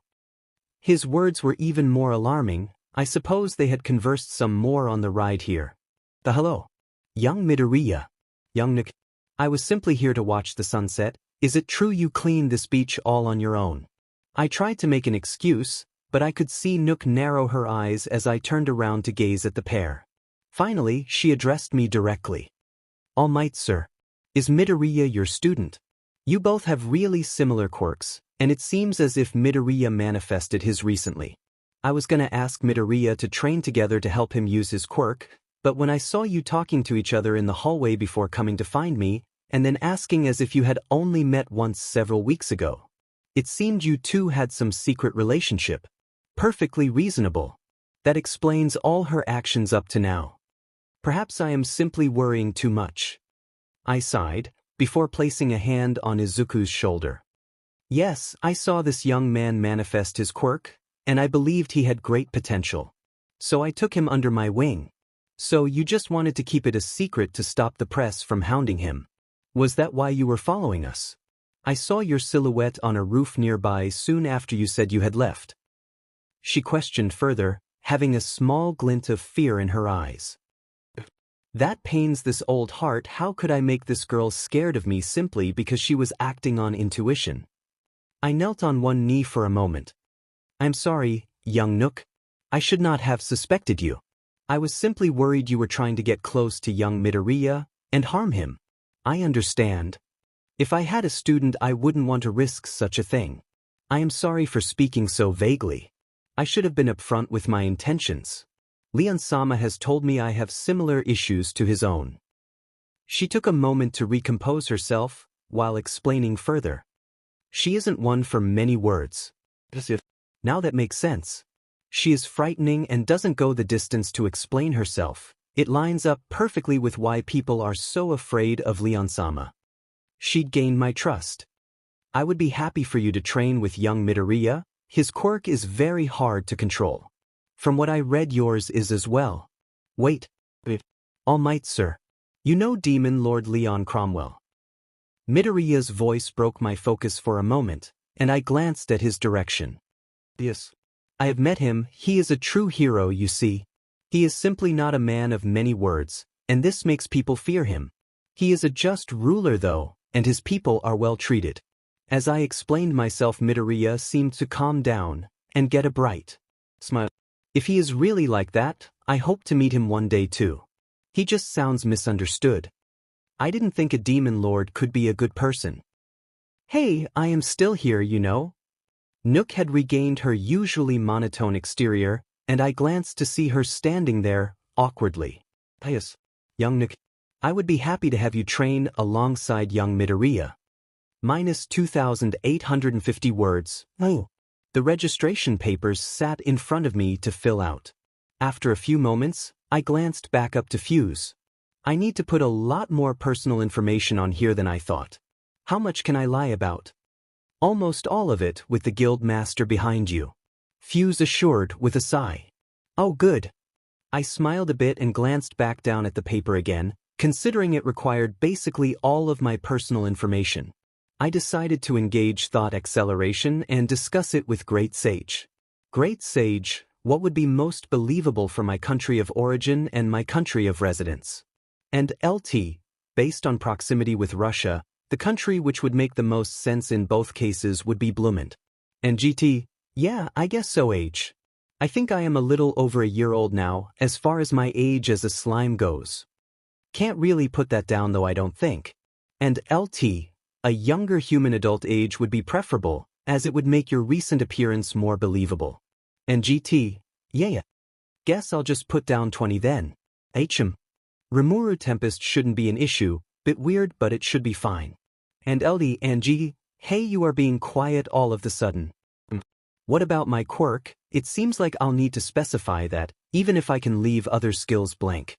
And LT, based on attack patterns, the most logical choice for a skill to identify as a quirk would be Predator. And GT, that makes sense too. Finally, I guess the most important part, what would my hero name be?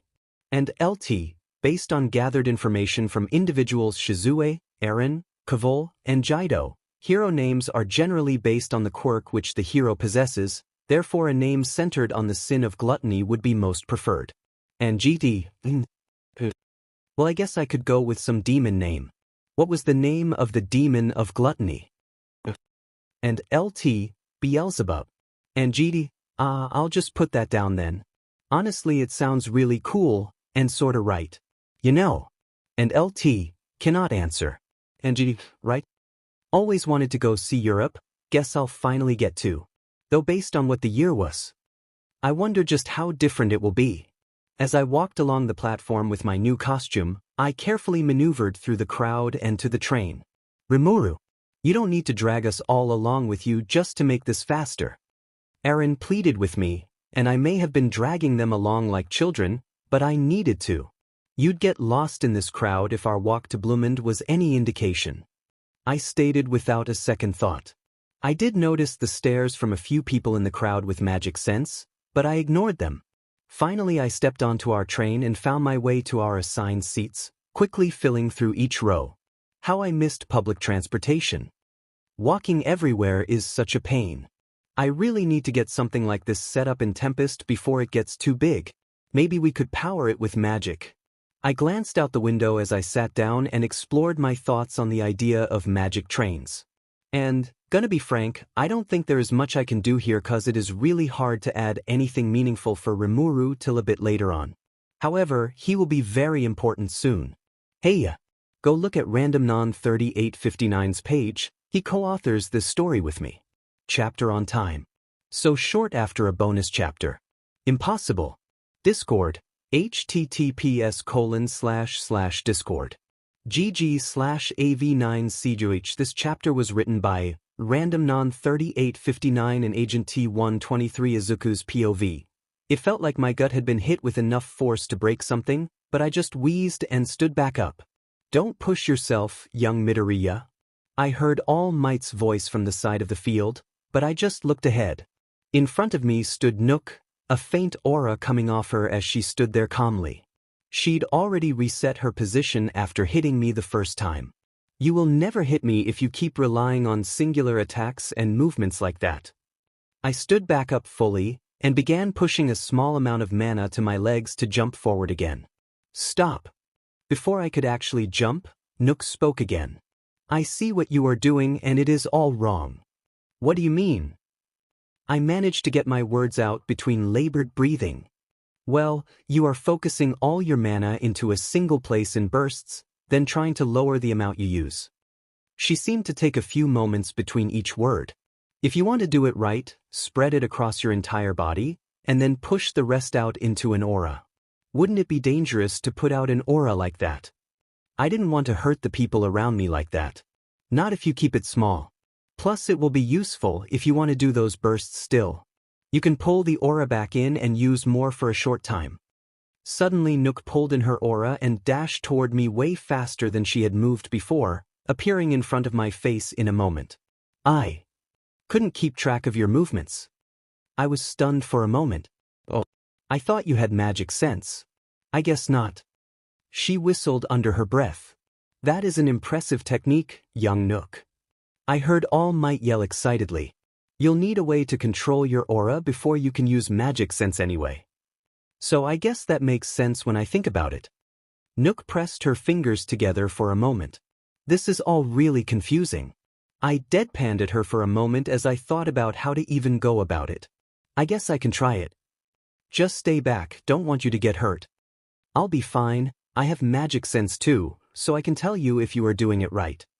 𝐒𝐿 smiled a little bit softly, before quickly returning to her normal expressionless face. I closed my eyes tightly and tried to release my aura, and I could certainly feel it immediately. The surge of mana everywhere around me, wind ripping around my face and a small burning feeling eating at me. You're gonna have to be quick, pull in a little bit and try to compress the rest around yourself. I could only barely make out 𝐒𝐿's voice over the whipping wind. I tried to pull in some of the mana, and activated Steel Strength, channeling the mana into it. Then I tried to pull the rest of the mana close, while pushing the mana immediately around me outward into an egg-like shape. Notice, requirements met, acquiring extra skill champions 𝐒𝐻𝐸 successful. Notice, integrating extra skill champions 𝐻𝐸 into Quirk 1 for all. I opened my eyes and all at once the aura disappeared, with champions 𝐻𝐸. I can actually control the output of 1 for all itself. This is... I switched to yelling out loud, great. I couldn't help but smile stupidly. I lost balance and start falling back, before suddenly feeling like I got caught. My boy, are you all right? I saw All Might looking down at me. I'm great. I got it. Exactly what I needed. I got a message from the voice of the world. What did it say? All Might looked perplexed for a moment. I got champions 𝐻𝐸 just like you had. That is great, my boy. Surely that will make controlling your aura easier. All Might, I don't need to control the aura anymore. That is what is the best about it. The voice of the world told me champions 𝐻𝐸 is part of Quirk. I can control the output now directly. All Might's face looked incredibly surprised for a moment, before he quickly recomposed itself. That is great, my boy. I managed to stand back up after a little while, with All Might helping me back up. I glanced down at myself. At least I am not burned as badly this time. Well, that is different from what I was expecting. 𝐒𝐿 seemed to be in deep thought for a moment as I watched her pace around before she looked back to me. Great job, Midoriya-san. Suddenly, All Might and 𝐒𝐿 tense up. I look at them in confusion. Then I start hearing a whirring like an electric motor, and a rumble like rocks getting run over. As we look towards the main building, I see the source, a speeding golf cart driven by Aizawa, accompanied by some strange animal and recovery girl. All Might is starting to sweat. I haven't seen him interact much with Aizawa, and recovery girl herself seemed to be on good terms with him. I don't think he and Aizawa get along though. However, as the cart closed in, I finally paid attention to the animal. It was a strange creature about the size of a small dog and the face of a mouse, one that had a nasty scar over its right eye. Though the body itself was quite bulky for either of those. Though what surprised me the most about its appearance was its clothes. Yes, a clothed animal.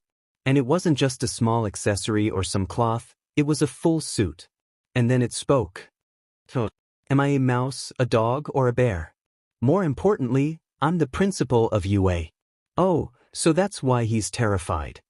Whether 𝐒𝐻𝑒 was the smartest mortal on the planet or not was an active debate, with other contestants like Yuki Kagurasaka thrown into the argument, but the mere presence in such a discussion showed just how intelligent it truly was.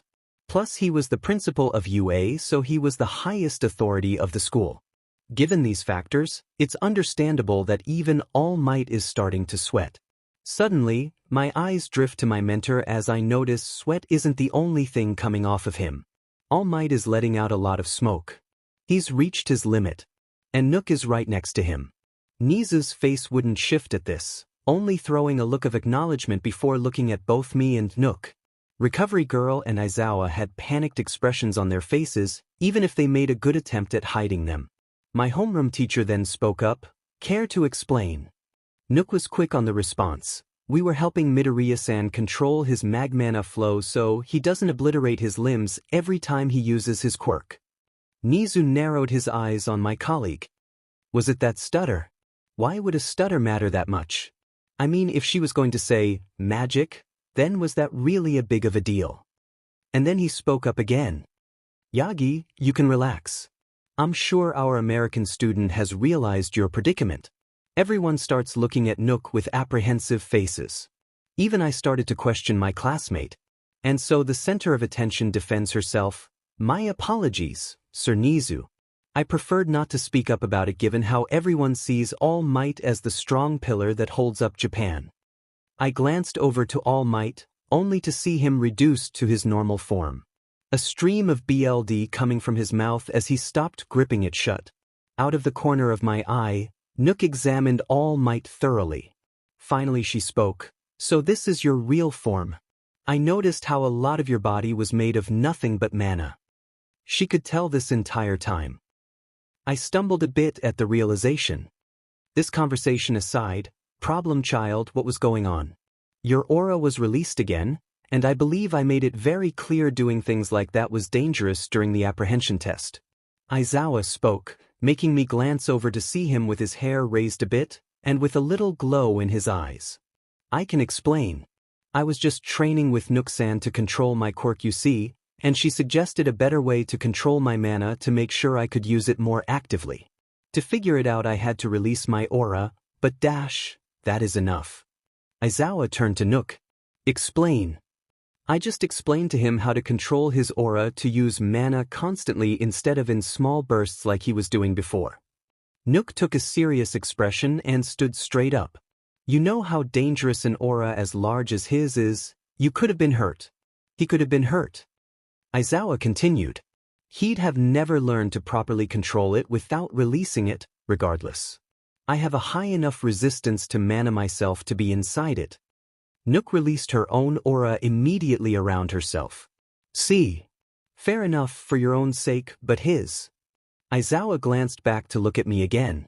I felt someone poke my hand, and looked down to see Recovery Girl was poking it with a popsicle stick, or whatever doctors called them. Your skin seems to be healing well enough. Still, these are second-degree burns. Did this technique actually work? The lady looked up at me questioningly. Oh, yes, watch this. Everyone except Nook tensed up at my words. I released a very small portion of One for All, and a thin layer of mana spread throughout my body with champion's haki. I then jumped, almost 4 meters into the air. See? I only realized a few moments later I hadn't actually made a plan to land, and was careening toward the ground. I closed my eyes tightly and prepared for an impact, but instead I felt like my descent had slowed, and as if I was being held. When I finally felt the light impact against the ground, I opened my eyes to see Nook. An immediate warm feeling creeped up my cheeks. I was promptly dropped. See, you made such a great show of your new skill, then immediately did something stupid. Midoriya-san, think things like that through a bit more. Nook's voice came to scold me a moment later. Oh, sorry, I apolo dash. Enough. Aizawa's voice snapped me out of my trance as if he had just slammed me with a walking stick. However, once he did snap me out, my leg kept getting struck by a pole, and once I looked down I noticed Recovery Girl hitting me with a cane. If I had a yen for every time either you or Toshi got hurt being idiots, I'd have enough to fund my retirement from back when I was 40. You keep getting yourself into the most idiotic scenarios I've ever seen, and you can bet your life savings I will not spend the rest of my life babysitting you. And then she turns to All Might, and don't think I'm forgetting about you.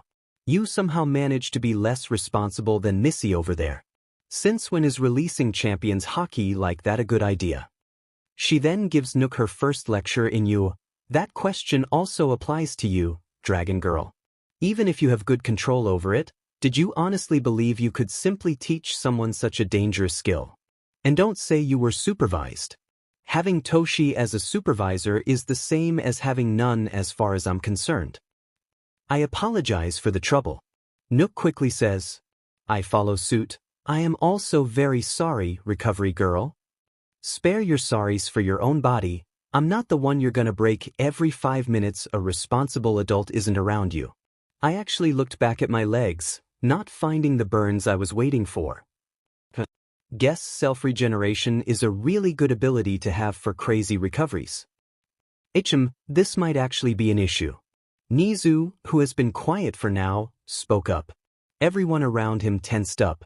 The principal continued, as unique of a case Midoriya and Nook here are, this year's batch of students have large amounts of mana overall compared to the past few generations, so the damages from any form of quirked training will be considerable now. Also, some students, his eyes lock onto me and Nook as he is speaking, require a special method to help control their aura. What do you think, Aizawa? My homeroom teacher grumbled before giving an answer. Don't they have magic barriers for that in Europe? Nizu gave a light jump. This is why you're second in command. You never disappoint me. And even though that doesn't solve our exceptional aura problem, I've got just the idea. For the time being though, do refrain from doing these training sessions outside campus. His face locks onto me and All Might, only glancing at Nook. Out of nowhere, he goes back to the golf cart. Well, I ought to get this issue solved.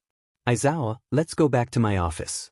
I've got a Grandmaster of the Freedom Guild to call, after all. Ha ha ha ha. Inko's POV.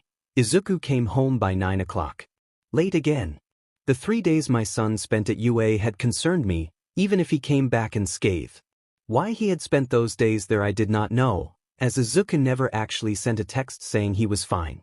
Not only that, he's been arriving even later than usual. Now, this usually wouldn't be an issue given how my boy loved witnessing heroes working on the streets. He knew better than to arrive so late though. As much as I put on a smile for Izuku, I was aware of how quirkless people were treated. He always hides the reason he goes out, and that makes me even more worried a quirkless hero would be an anomaly and extraordinarily dangerous for him. Oh, Izuku! I heard the door creak and glanced over the kitchen counter. Welcome home, sweetie. I took note of his clothes being singed again, for maybe the 5th time. Hello, Mom. Did you have a good day? Sorry for being back so late. He is ignoring it again. I can't take this. I felt my smile drop. My day was fine. What about yours? Your clothes are burned again. Did something happen? Oh. Just had an accident. That is all. He scratched the back of his neck. An accident? That burns your clothes? This has happened before. I felt tears welling up a bit. Are you really sure it is safe? You are quirkless, you are in real danger in the hero course. Something seemed to spark in his eyes. Quirkless. Quirkless. Oh. I can't believe I forgot to say anything. I am so sorry. I didn't realize Izuku. What are you talking about?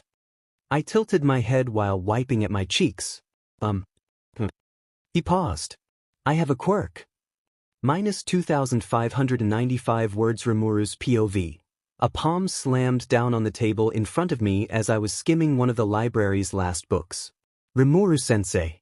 My friend. So, remember that trick you did to replicate objects? Can you do that for magical items as well?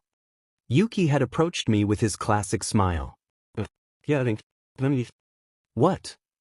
Nothing. Great sage. And LT, affirmative. And GD, all right then. I glanced at the paper he had under his palm. What do you need that for? A tiny animal ordered magic crystals for 4-digit barriers and a couple dozen magic dampening bracelets. I swear, he just can't stop bothering me sometimes. Very funny, Yuki. Why do you actually need them? His face stayed the same as he insisted, no, I'm serious. See the author of that book? Of course, I already know the writer of this book. By 𝐒𝐻𝑍, Principle of You. Yuki's smile slowly turned into a grin. And say, how much do you know about 𝐒𝐻𝑍? I give him a glance. Do you want to find out? He ignored it, instead pulling out his phone. I actually took a photo with him when I went to Island about 2 years ago. Look at this. He then proceeded to show him standing next to. What is that? Shoo. We're in a library. And I can't have you make a scene like that. I'm not a fan of that much attention. Again about the contingency stuff. He had spent a few hours yesterday explaining for me not to draw attention to myself, since he didn't want me getting distracted. He'd only agreed to let me teach so long as I didn't do any hero work during the day.